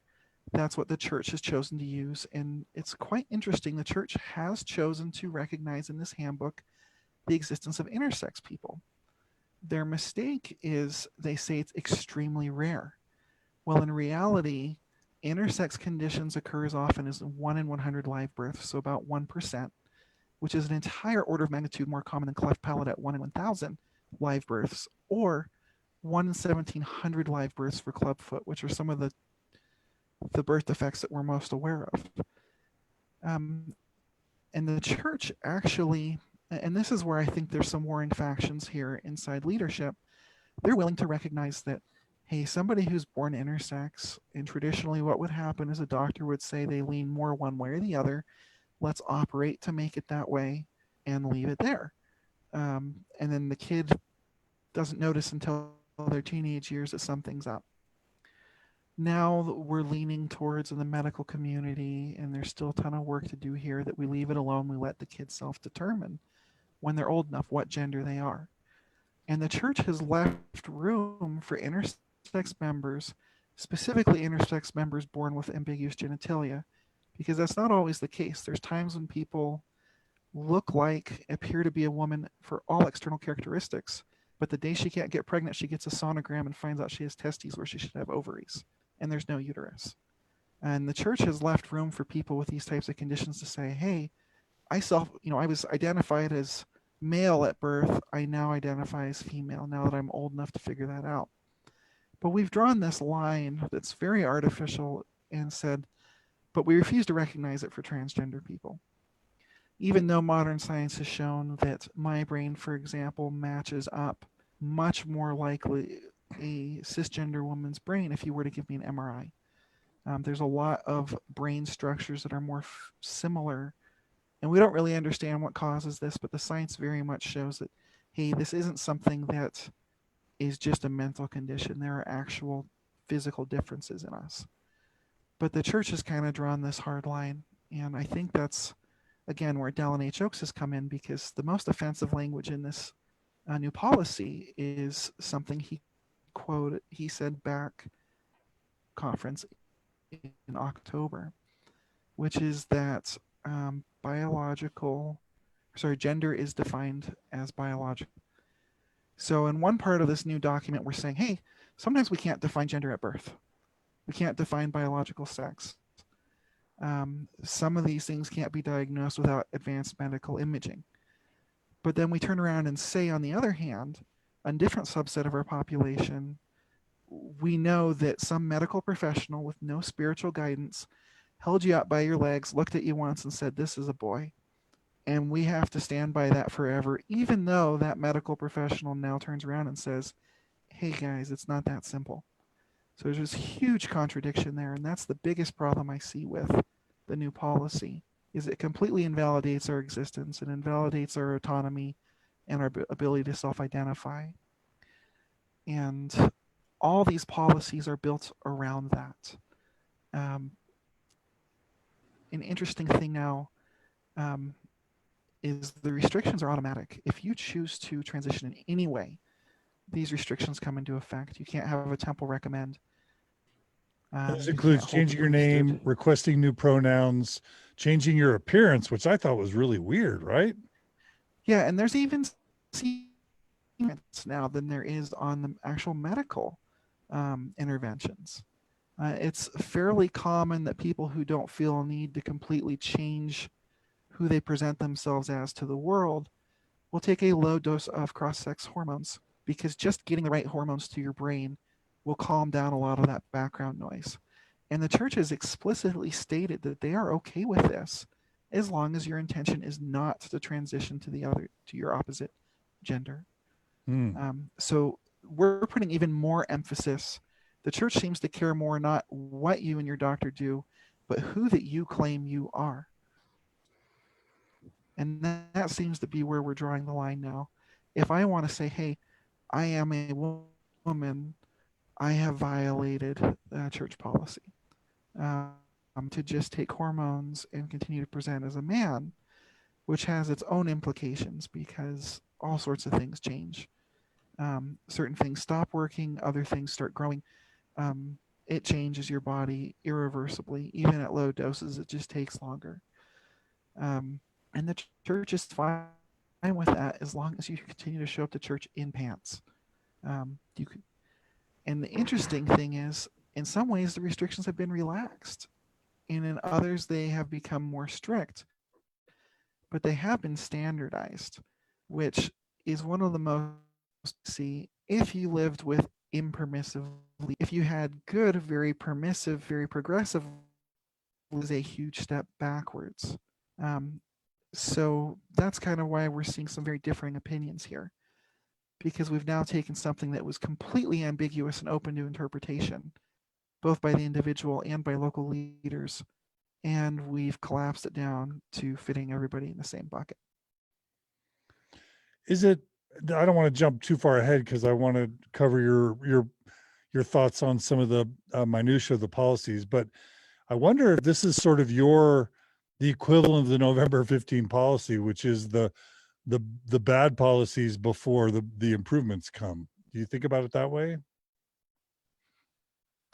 I think the policy of exclusion, it's unfair to make the comparison. I think the church has learned a lot. And frankly, while I have heard some rumors of suicide attempts as a result of this, most of it was from the buildup. I haven't heard of a lot of mental health issues specifically after the release of the policy. Now, that being said, I have been so busy with other things that I haven't been able to dig down, but at least I'm particularly driven to think it's the end of the world. You know, a lot of us really don't like it. A lot of people are saying, hey, this is the last straw. I'm going to quit Mormon and submitting my resignation. But I haven't heard very many people say, hey, I'm going to go kill myself over this. The policy of exclusion was much, much worse in its impact. And I'm just thankful that we didn't see something that terrible. Yeah,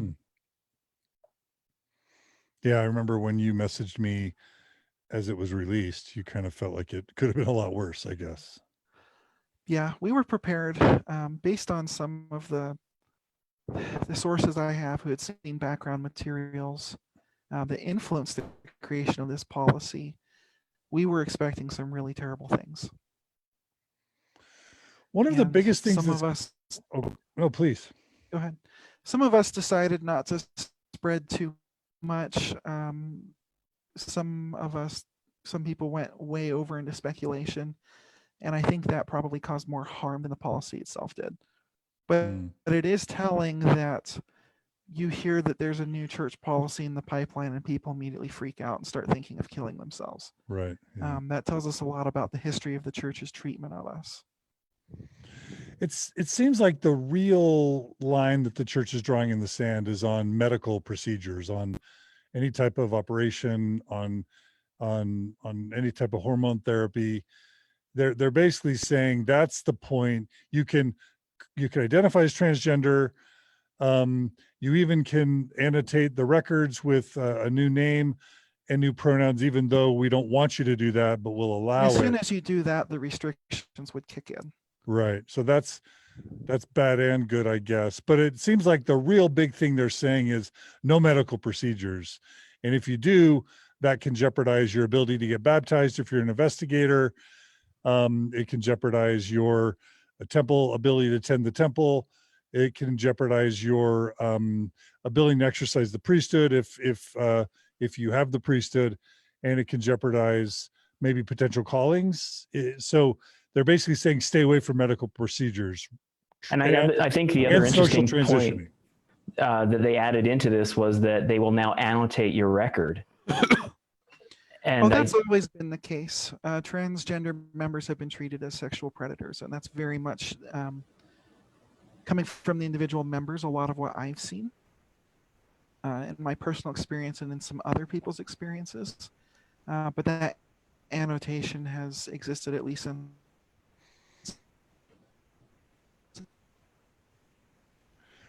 And so are you saying that that's one big line in the sand that the church seems to be drawing here? It seems that, where we're allowing certain medical things to happen, it's really, who are you holding yourself out as? Are you saying, I experienced gender dysphoria, which, just to give some definitions here, is feelings of unease, to explain that the incongruence with the gender you were assigned, but I don't plan to become the opposite gender. So one of the questions that's come up is, I know a transgender individual who had double mastectomy to help with her, or with their, gender dysphoria, but has no desire and no intention to live as a man. And so, because there's none of this, what we call social transition, where they are holding themselves out as a member of what the church considers the opposite sex, is that still okay? I mean, we've explicitly said hormones are okay as long as we don't have that intention. Is a mastectomy okay? We don't know. But the really interesting thing is the most problematic word from the old policy survived to the new policy. Everything says elective medical or surgical intervention. The church has a very different definition of elective than the medical community does. The World Professional Association for Transgender Health, which creates most of these guidelines, requires a lot of documentation before any practitioner will begin allowing or participating in some sort of medical intervention. Now, there is a push towards what we call informed consent, where doctors such as Dr. Rix Lucanar in Salt Lake City, who I love but has become a controversial figure, feels that the path of least harm is to help people as long as they have given informed consent. On the world stage right now, we still recommend, before you can start cross-hormone therapy, they want to see a letter from a practitioner in psychology or psychiatry saying you have well-documented and persistent gender dysphoria, that you understand the consequences, et cetera, et cetera. Before we start talking about top surgery, so anything above the waist, they want a letter from your personal physician as well as a mental health professional. If we start talking about any surgeries below the waist, we need a letter from a PhD level medical professional and another psychiatric professional, as well as a letter from your personal physician. I can't walk down to the University of Utah tomorrow and say, operate on me. There is no such thing as an elective transsexual operation. It does not happen. It's not like, going down to the plastic surgery office at the point of the mountain and saying, I want a mommy makeover. Lift these up, give me a tummy tuck. Like we see a lot of the Mormon women doing. You can't walk in and get an elective procedure. You can't. If you want your insurance to pay for it, if you want the surgery, there has to be documentation. This is medically necessary. And so by leaving that word elective in, it creates interesting ambiguity. And this could be like we talked about earlier about liability issues. But I've never seen anyone really pay attention to the elective on the leadership side. They consider everything elective. Right. Yeah.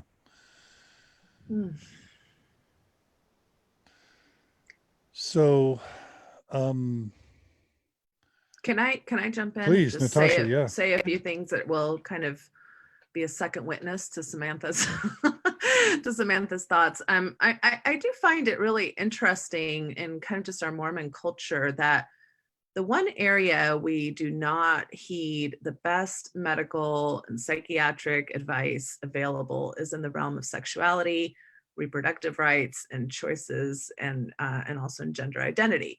You know, if there's no issue if you come down with cancer, or if you have some type of medical issue that would put you at odds necessarily with your values as a member of the church. But in regards to sexuality, this has been an issue for a long time, that we are at odds with the best medical and mental health knowledge and practices that we have as an international community, not just, you know, here in the United States. And we have excellent peer-reviewed research now that has come out of very high quality, high top spaces all over the world that support kind of best standards of care for transgender health.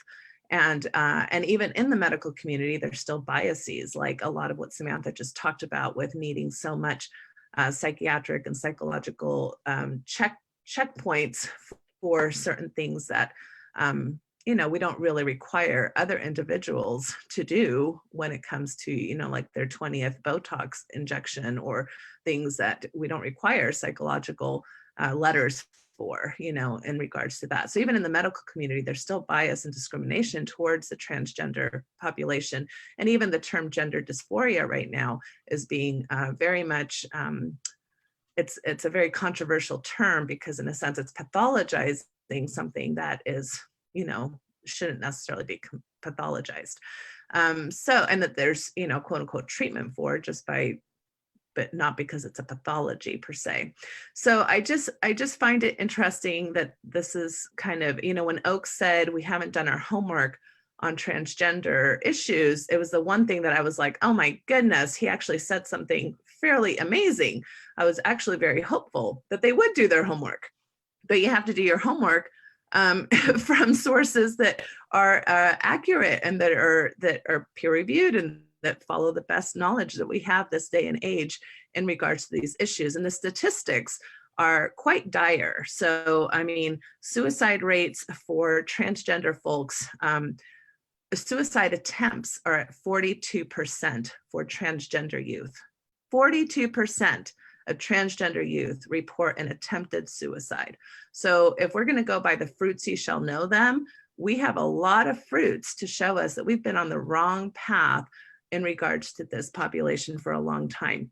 93% of peer-reviewed research found that gender transition improves the overall well-being of transgender people. And that includes hormone replacement therapy, and it also includes surgeries, if of course, you know, there's a whole nother level of access to health care that transgender folks oftentimes, you know, have had historically a problem with as well. So there are benefits to improvement of life. There's benefits to relational quality of life. There's improvements to mental health conditions such as anxiety, depression, suicide rates. Also, substance use goes down significantly for people who have adequate health care that is affirming to transgender's best standards of practice. So the fact that I mean, it's one thing to see the history with LGB issues, where the church in a lot of ways was kind of paralleling a lot of cultural shifts that we were doing.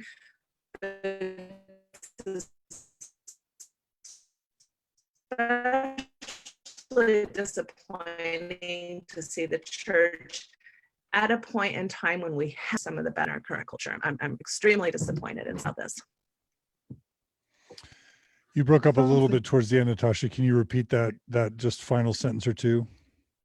Well, it's just so so tragic that we have the best information out there that they could have done their homework on. And instead we, sadly went against some of the best knowledge that we have to help transgender folks in our community. And it just makes me incredibly sad and frustrated and angry. Something interesting to note is, and I've seen this happen, members of the LDS Church are quick to laugh at the Jehovah's Witnesses, who think that getting a blood transfusion is a grievous sin, and how stupid that sounds. Yet, we take the same stance on medical interventions for transgender people, which have been proven to be life-saving. Yeah. Exactly.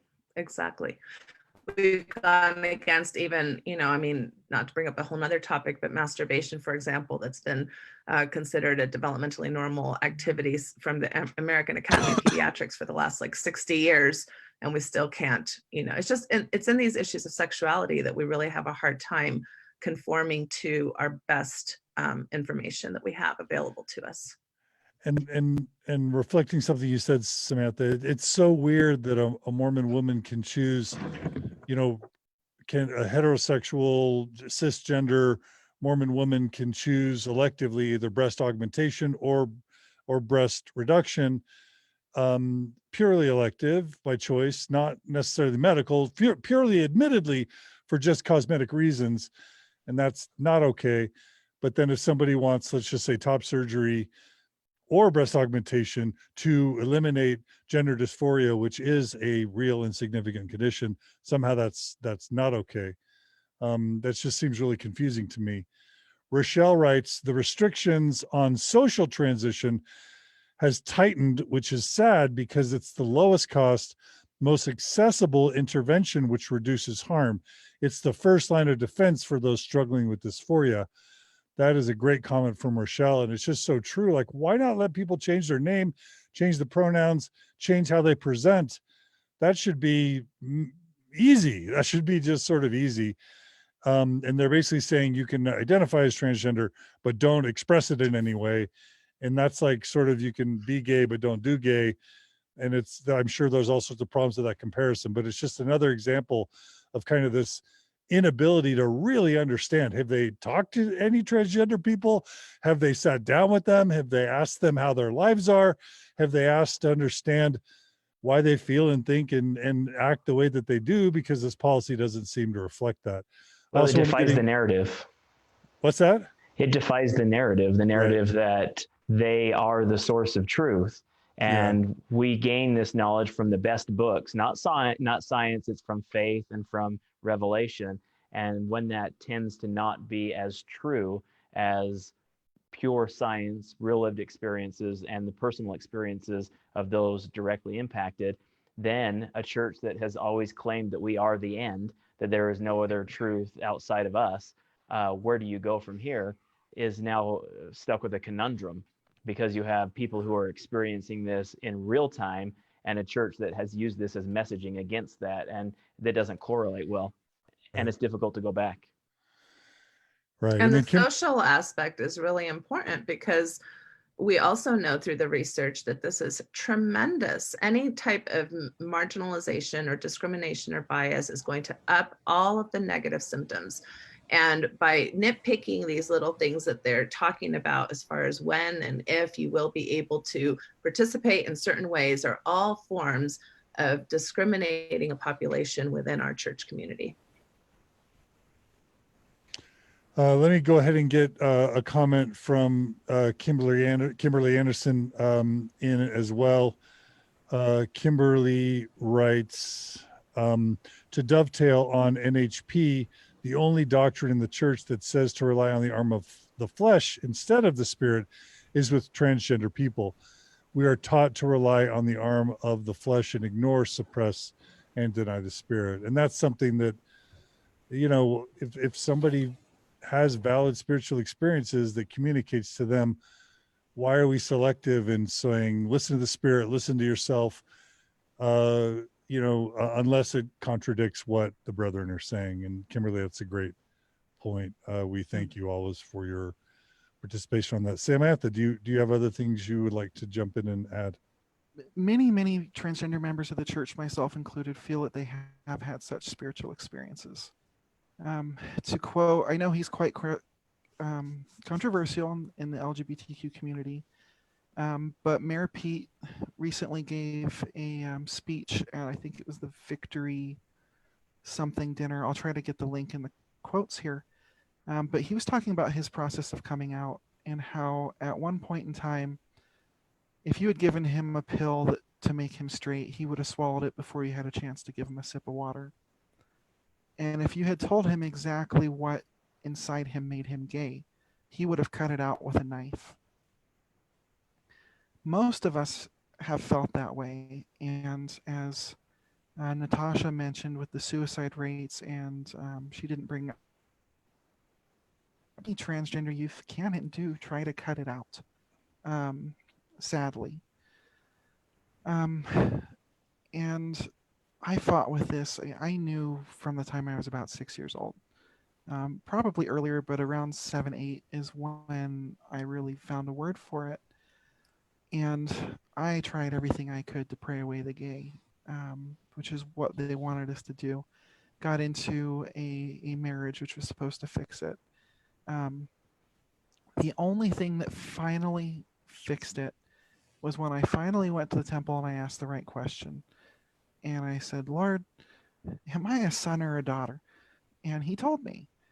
And many of our members have had a similar experience. But the day you tell that to a stake president or a bishop, they freak out. They do not like to hear that. I mean, to be fair, there were quite a few progressive bishops out there who I'm sure were totally fine with it, and that's why they justified being progressive. But it typically is not well received. You cannot possibly receive personal revelation that is contrary to what the brethren have taught. You can't. It's Satan speaking to you. And so therefore you're under the influence of Satan. And that's very much how this has been approached for a long time. And I lost my train of thought there a little bit, but I do want to cover a few other things before we totally run out of time. John, Please. just a sec. Please. How I think that this policy should have been handled. And this is going to upset a lot of people on both sides of the fence that what I'm about to say, is the church could have taken a very kind approach and said, hey, there's enough evidence out there that we know that transgender conditions exist. You exist, you're real, you're valid. We don't know what the heck is going on. We don't know what causes it. We don't know for sure what we should be doing about it. We simply do not know. And because we have no reliable method to determine your eternal gender, and we aren't willing to trust you to self-identify, anything that is particularly gendered within the church, such as temple ordinances or priesthood, and the callings that are related to those, to err on the side of caution and not make any eternal mistakes, we're going to restrict you from those. But in absolutely every other way, we want full participation, which is basically the final effect of these policies. But certain members of the Quorum of the 12, and I believe this to be Elder Oaks, I know I pick on him a lot, but this happens to be a direct quote from him that made it into the manual, decided to say that no, your eternal gender is your biological sex at birth. And that, to me, is what makes this policy so problematic, is we are taking away people's agency. We are taking away their ability to self-identify. I'm happy that they are allowing us to identify as transgender and not insisting on using a different word like same-sex attraction instead of gay. But the reality of it is taking away our ability to be autonomous as far as the church is concerned. I don't like it. I don't like being a second-class citizen, but I could stand behind, from a theological and a logical standpoint, the actual restrictions placed on transgender members. But what bugs me is the logic behind why they were implemented. And that's what I simply can't agree with, especially given that we're willing to acknowledge the existence of intersex conditions, that our mortal bodies are imperfect. We can have defects related to our physical sex here on the earth. But we drew a line somewhere where I really don't agree with that line being drawn. Thank you. Well, and again, we have a lawyer speaking about conditions and medical terminology that he has no business speaking about. I mean, it's really out of scope of practice, and it's irresponsible, and it just is incredibly problematic. Another problem that we run into is Elder Oaks is a known associate of a man named Paul McHugh, who was a gender researcher at Johns Hopkins University until he used some questionable methods and made some questionable conclusions that were quite problematic. And his own university disavowed him. They disavowed his research and said, we cannot stand behind this. It is not correct, and we won't continue to sponsor it. But because the church wants to seem like they're relying on science, they cherry picked. And even though none of his quotes made it into the final materials that were released, inside sources tell us that a lot of the influence on the Quorum of the 12, and especially Elder Oaks, came from this particular individual who the scientific community at large has said his research is no good. It's crap.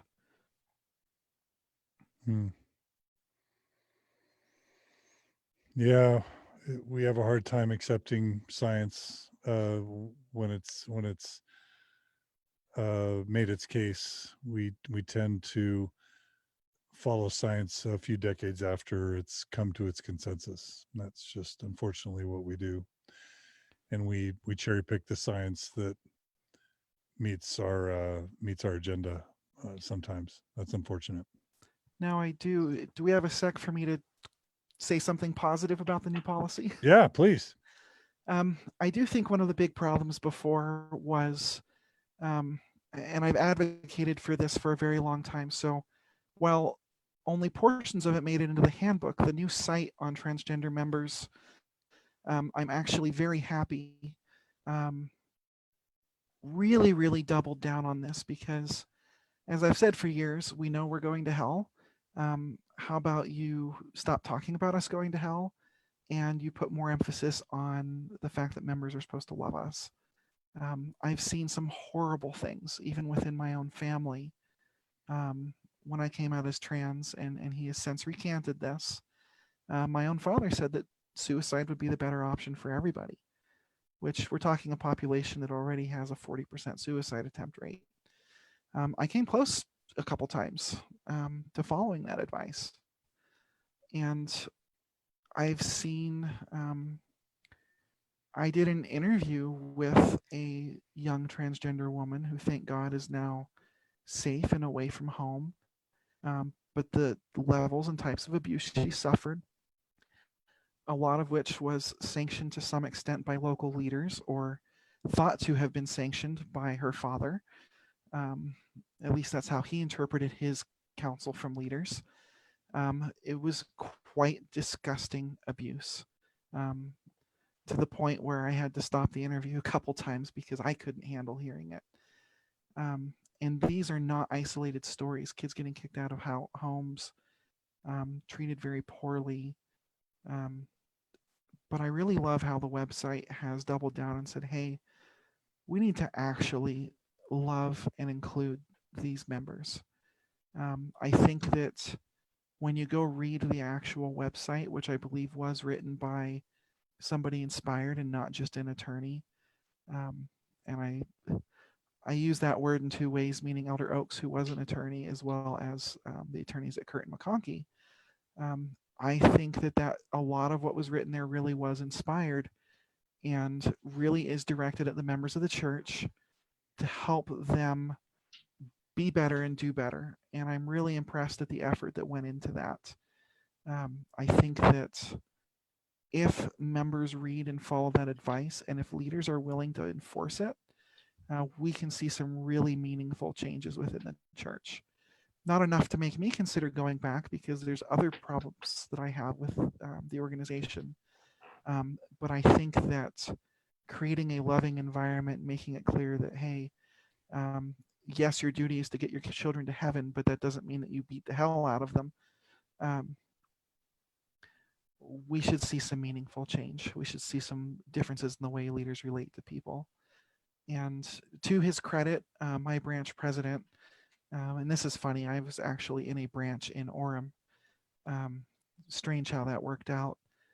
He was called a few weeks before I came out, and he was actually quite kind. Not supportive, I wouldn't use that word, but he was very kind, which is not something I experienced from any of my other leaders. And I think that as people take to heart the need to be Christ-like and understanding and not judge, we can see the suicide rates start to drop and the rejection not be as strong as it has been. There's plenty of transgender members who really, really want to maintain a relationship with the church, and the membership at large has done a really crappy job of allowing them to do so. And I really hope for their sake, some really, really lovely members are able to feel safe, to feel accepted, and continue to participate in church. I want to open a question quick to the panel, just wondering what suggestions the panel can offer to the listener to help 50 North Temple and those who make these decisions better understand this topic. What are you doing in your personal advocacy? What are some suggestions? Because we're kind of at a now therefore what situation. It's easy for us to now acknowledge the elephant in the room. How do we now move the ball forward? How do we either get the elephant out of the room or learn to live with it in the house? Well, my answer would be that they need to spend time with people. They need to sit with them. They need to go on a kayak road, ride down the Provo River. They need to go to Encircle. They need to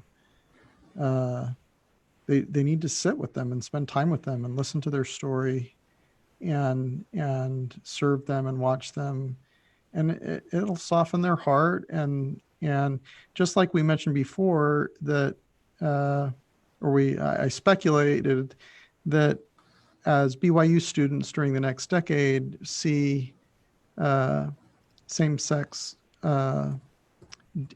couples dating and in love and infatuated and light in their eyes and participating in their wards and spiritual and so forth, that's going to change people's experience. My sense is that the same thing is true for the transgender community. The more people are exposed to other people, the less foreign it is to, and the more that they're going to experience a sense of emotional connection and love and intimacy with those people. And I think that's what needs to happen, in Salt Lake and the big white building and the administration building, is they need to spend more time serving this community. Love it.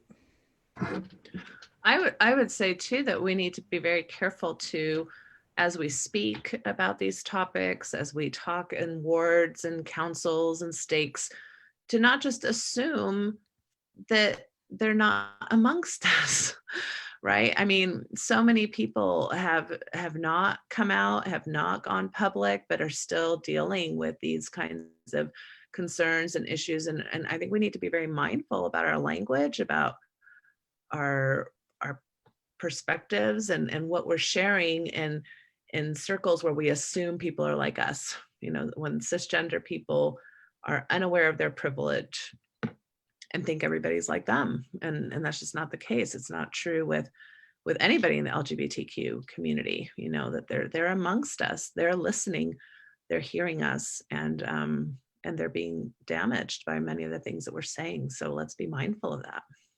Usually when I do a Fifth Sunday fireside training or some type of training with a church leader, I always introduce this idea that conservatively, if we look at a population that is 5% impact of someone along the spectrum, or 5% of our population is along somewhere among the LGBT spectrum.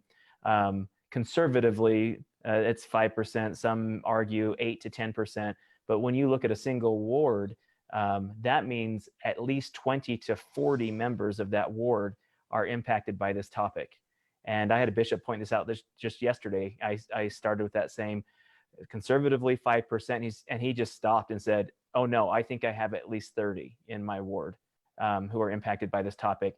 And a part of me just wanted just to hug him, because he acknowledged that there were 30 members of his ward that needed special care. And he was willing to go out there and find them. And I think that was really important. And I really appreciated it. Yeah, it really is us. In the Gospels, Jesus didn't sit at a table and wait for people to come dine with him. He went and dined with people. And and that example of the Jesus of the Gospels, that's what needs to happen. And just to echo something that you said, Anthony, that I thought maybe might allow listeners of this podcast episode an opportunity to help, is there is a little unknown email address. It's lgbt@churchofjesuschrist.org that goes directly to the LGBT correlation department within the church. You can use that email address to share your thoughts, opinions, stories, and especially your feelings towards the changes in this handbook, lgbt@churchofjesuschrist.org, and that will go directly to the correlation committee. And they may hunt me down for my resigned membership for sharing the email address, but I think it's a good opportunity for us to share our stories and our experiences and our thoughts concerning some of these policy changes. I'm curious how the panel feels that this policy, if it will affect at all some of the variation that I've heard in different places of faithful transgender members of, some are allowed to attend Relief Society or Elders Quorum, and some are not. And I'm just wondering if this policy addressed any of that and if there will be any effect. The policy specifically says that transgender members can attend all Sunday meetings. Mm-hmm. And now there is still the thing that concerns us a lot, and I address this a bit in my essay, is that elsewhere in the manual it says all are welcome to attend as long as they don't have distracting dress or grooming practices. Now, who's to say that that's not a loophole for a bishop to say, hey, sister, whoever, you coming to church in pants instead of a skirt is disruptive. So if you're going to do that, you're not welcome in meetings. Or vice versa. And we noticed you took the sacrament with your left hand. Exactly. That is a welcome change, though. There were a lot of really problematic unofficial policies for a while. And some of them were very inconsistent. I was told if I came to church presenting female, I was not to take the sacrament. I was not to sit with my wife because we don't want to give the youth any wrong ideas. I needed to sit separate from her. Not that that would have been a problem. She wasn't too happy about everything. But I was also not supposed to speak, pray, etc. And right now, the change in the policy basically prevents me from exercising the priesthood, which as of 3 weeks ago when my resignation was processed, I don't have anymore anyway. And I wasn't allowed to have a temple recommend, or I wouldn't, under this new policy, I wouldn't be allowed to have a temple recommend. But everything else, as far as church participation, is open to transgender members now. They can bear testimonies. They are allowed to speak out loud in church. They can pray. So it isn't quite full disfellowship. One of the things that bugs me is we call it membership restrictions for transgender members, which is the exact same terminology we've used to replace disfellowshipment. Even though the membership restrictions for transgender members are different and less harsh, we're still using that same terminology, which implies that that social or medical transition is a sin that needs to be repented from. And that's like going to somebody who's a terminally ill cancer patient saying you can't have your chemo. Choose your chemo or choose your temple recommend. It's not a good situation. Right. Well, there are probably other topics we can explore, but I think I think it's probably time to wrap up, but let's just do this. Well, first of all, I want to thank my panel, but maybe if it's okay, what if we went around the horn with all the panelists and gave everyone one final chance to either make any closing comments or highlight positive or negative things that they want to, just kind of in a final circle or round. Would that be okay? Sounds great. I'm great with that. Samantha, do you want to start, since we're kind of, closing out the transgender issue specifically? Final things you want to say about this or other issues? My big takeaway is I think there are definitely factions within church leadership who are supportive. They have worked very hard on this. They are trying to show that they love us, but they just still can't understand. Some of that is cultural bias. Some of that is age. Some of it's straight up refusal. But I do see this as them trying to do what they can within the capacity that they have. And just get out there and meet transgender members.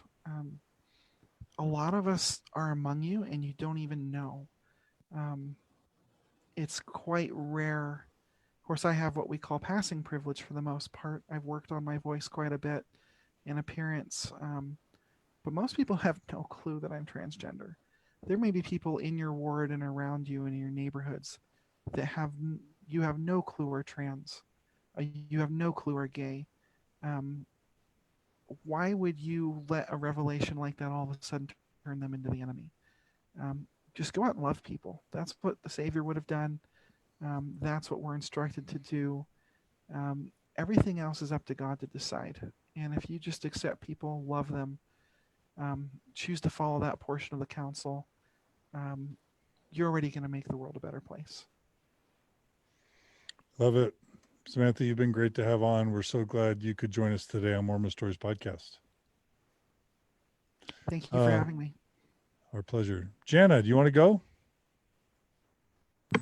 Sure. Yeah, I echo a lot of what Samantha said, that a lot of what she said to sum up resonates with me, which is just that I do overall appreciate the effort toward progress to changing things. That's one thing I really appreciate about the church, is that however slow, however it feels like 3 steps forward, 2 steps back sometimes, if we take the long view, we're bending toward better and better things all the time. And I also sit and mourn with people who are still hurt by it, who the progress is just too slow. There's just, my heart goes out to so many people. And I try to give everyone the benefit of the doubt that most people largely, I believe, are doing the best that they possibly can. And I think that includes the leadership. And I also take heart that whatever comes out from the church itself, from the leadership, there's so much power to do good in this church on the ground. And there's so much power to reach out to people and to love people the way that our hearts tell us to love them. So it's all a mixed bag for me, but I don't know. I hold a lot of hope, and I hold a lot of discouragement, all in one big messy place. Well, Jana, you're lovely, and I'm just so happy that you could join us and that you can hold down kind of representing the wing of people who remain in and are trying to do their best to make things better, but also finding value. We're just so delighted you'd be willing to join us on Mormon Stories and share your perspectives, and keep up the good work. Well, thank you so much for having me, John. Anthony, why don't you go next? Sure. I would express something similar, just using my words. basically that Jana's explaining, and that I sit with this and I feel a sense of mourning for generations, lost generations of people whom, for even these incremental steps, aren't really going to have made a difference because it's too late. But at the same time, I look at it with a sense of optimism of the trajectory of what these incremental steps are going to do is that 20 years from now, it's going to be healthier than it has been. And that's hopeful. Whether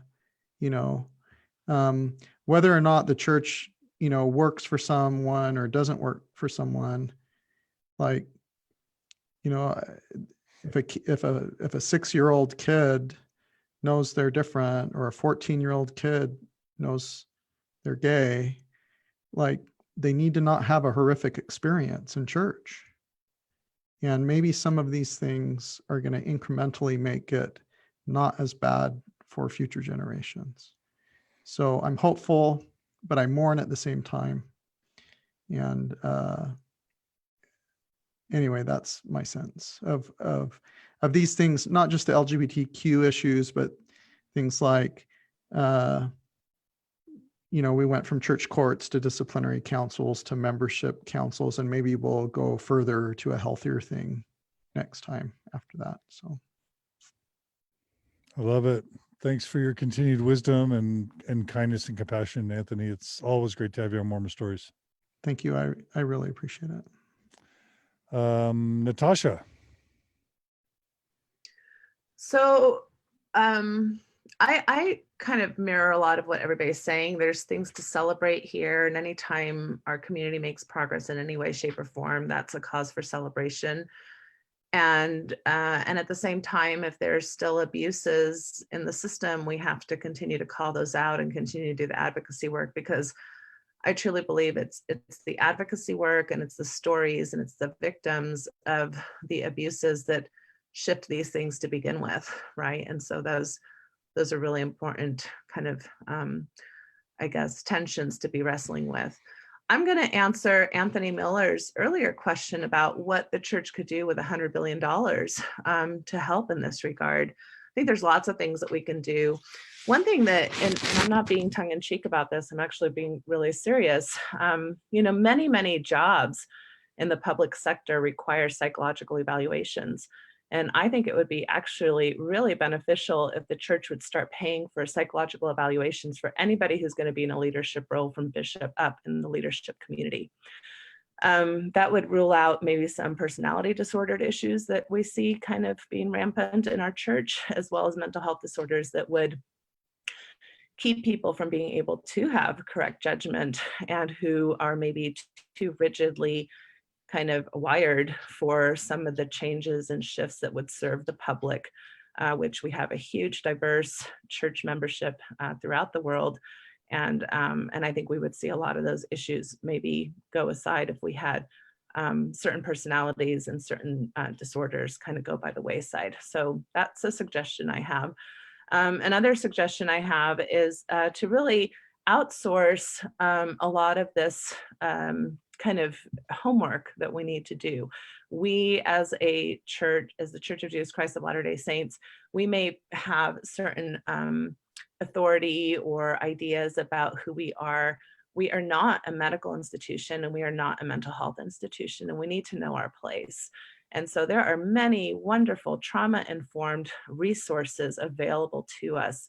And I actually know several entities that have actually tried to reach out to the church, and the church has refused their help. So from government agencies to educational institutions to professional associations, there are so many professionals and researchers that would love to be consulted, would love to bring their capacity to the LDS organization and to help us be a more trauma-informed community.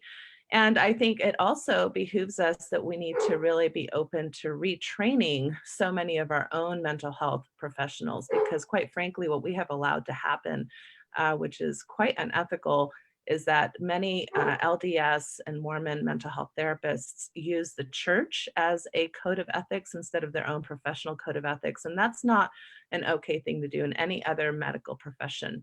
And so we need to really retrain and rethink about how people who, for example, are encouraged to work for LDS Family Services or other community factions that have to do with serving the Mormon population. And that's why I feel very passionate about the Mormon Mental Health Association, which is a secular organization, which really hopes to serve the Mormon population in an best standards of care way with cultural competency, which I think is very important. So those are some things that I think would be helpful for the church to practice a lot of what it preaches: humility, repentance, ability to seek out the best things from all the best resources, which is right from the, from our beginner founder, however you feel about him. He included that in our articles of faith, and I really believe that. And in so many other areas of life, we do that. We do a good job of understanding the concepts and the research, and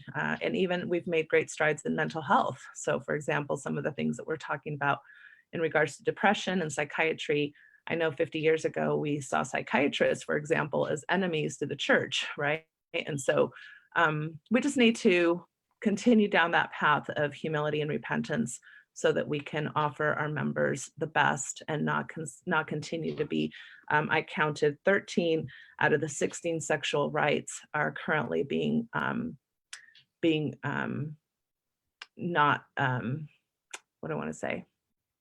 Oh, why is my brain just not functioning all of a sudden? Not followed. Yes, thank you. That 13 out of the 16 sexual rights are being violated by all of the policies that are currently in this handbook.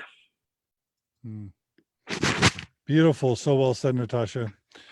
Thank you, as always, for coming on Mormon Stories and for all the work you do for so many. Mormonism is lucky to have you and everyone on this panel. So I don't really want to add anything to what's been said other than that. Did you have Kyle finish up? Kyle, I wanted Kyle to go last. So Kyle, I'm just so a cipher sorry. in the snow. No. I actually wanted you to go last. So please, Kyle, I'm excited to hear your summary.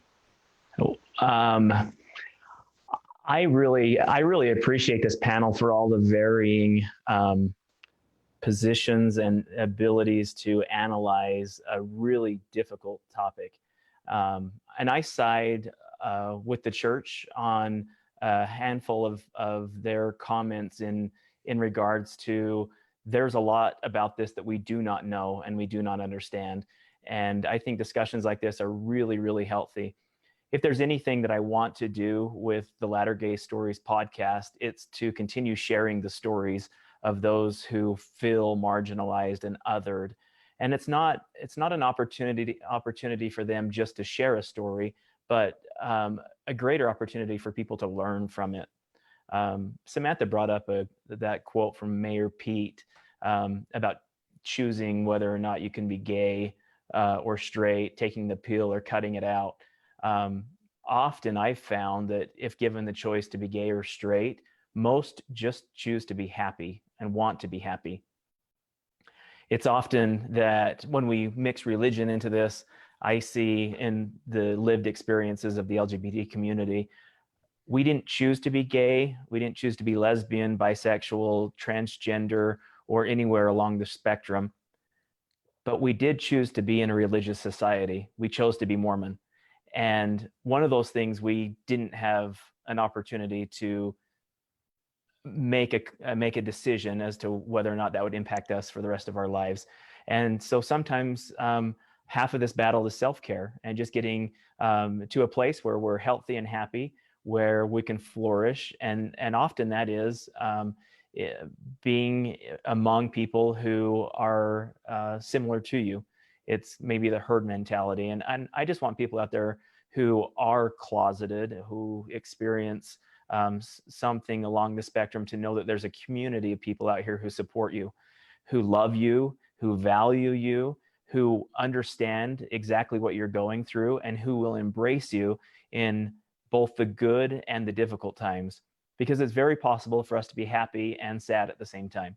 We can have good experiences and bad experiences at the same time, and that is okay. So come out wherever you are. Contact any of us who are on this panel, and we can direct you into resources that'll help get you into places where you can flourish and thrive. That's, I think, the important part of the message. And handbooks and special witnesses of Christ and policies and procedures will come and go. But there will always be people out here, as we've mentioned throughout this episode, who have paved the path and made it a little less rocky and a little less bumpy. Let's just get you on the path and allow you to make that journey on your own. Because again, when you uproot something as large as Mormonism in your life, or and in my case, I was married to a woman, 4 children. My whole world was straight acting and straight presenting, because that was what rocked the least amount or created the least amount of wave in my world. But when you uproot that, it's like pulling a great oak tree out of your front yard. What's left is a gigantic hole, and either you allow dust, dirt, and debris to fill that hole, or you start filling it with healthy things that allow you to grow again, and to replace that with things that are special and affirming, and the ability to move forward is key. And I just want to let you know that there are resources out there available, and you can personally contact me, and I will get you pointed in the right direction to see that you do succeed. So again, John, and to the panelists, I am grateful for opportunities like this where we can discuss hard things, but also move forward with an eye of progress and the ability to vault people into a direction that is more healthy and sustainable for the long term. I love it. And how do people reach out to you, Kyle, if they want to take you up on that? You're welcome to contact me on the Latter-Gay Stories website, lattergaystories.org. There's a contact box there. You can look me up on Facebook directly through the Latter-Gay Stories podcast Facebook page. We're really active on the page. We have thousands and thousands and thousands of people who are part of that. And I mentioned this earlier in the podcast in this episode. Each of my episodes are getting between 10 and 30,000 people who are listening to them. That's incredible. So it's either that people are bored and have nothing to listen to, or this topic is much larger than we really understand. To even have 10,000 people pay attention to a single episode is incredible. So there are people out there, especially in the ally community, and the things that so many other groups are doing to support you, the LGBTQ person. It's incredible, and I will get you into a group that will support and sustain you. You are worth the investment. I want you to know that. Beautiful. And if Great I work, may, Kyle. John, another source for resources, especially here in Utah, is the LGBTQ Safe Zone Project. You can find our Facebook page just by looking for LGBTQ Safe Zone. Send us a message through that anytime. Trey or I will be happy to talk to you or point you to resources as well. I love it. All right. Anyone else want to mention any resources? All right. Well, amazing panel. Thanks everyone so much for their participation. Thanks to all our listeners. Upward and onward. Let's celebrate the good, and let's keep talking about the things that need to be improved. And let's try and make kind of this big Mormon/post-Mormon world healthier and better as we go. So thanks to everyone for playing your part. Thanks, John. Thank you. Thank you for having us. Thanks. Thanks. Yep, My thank pleasure. you. You guys have a good evening. Take care. And we'll see everyone again soon on another episode of Mormon Stories podcast. Good night, everybody.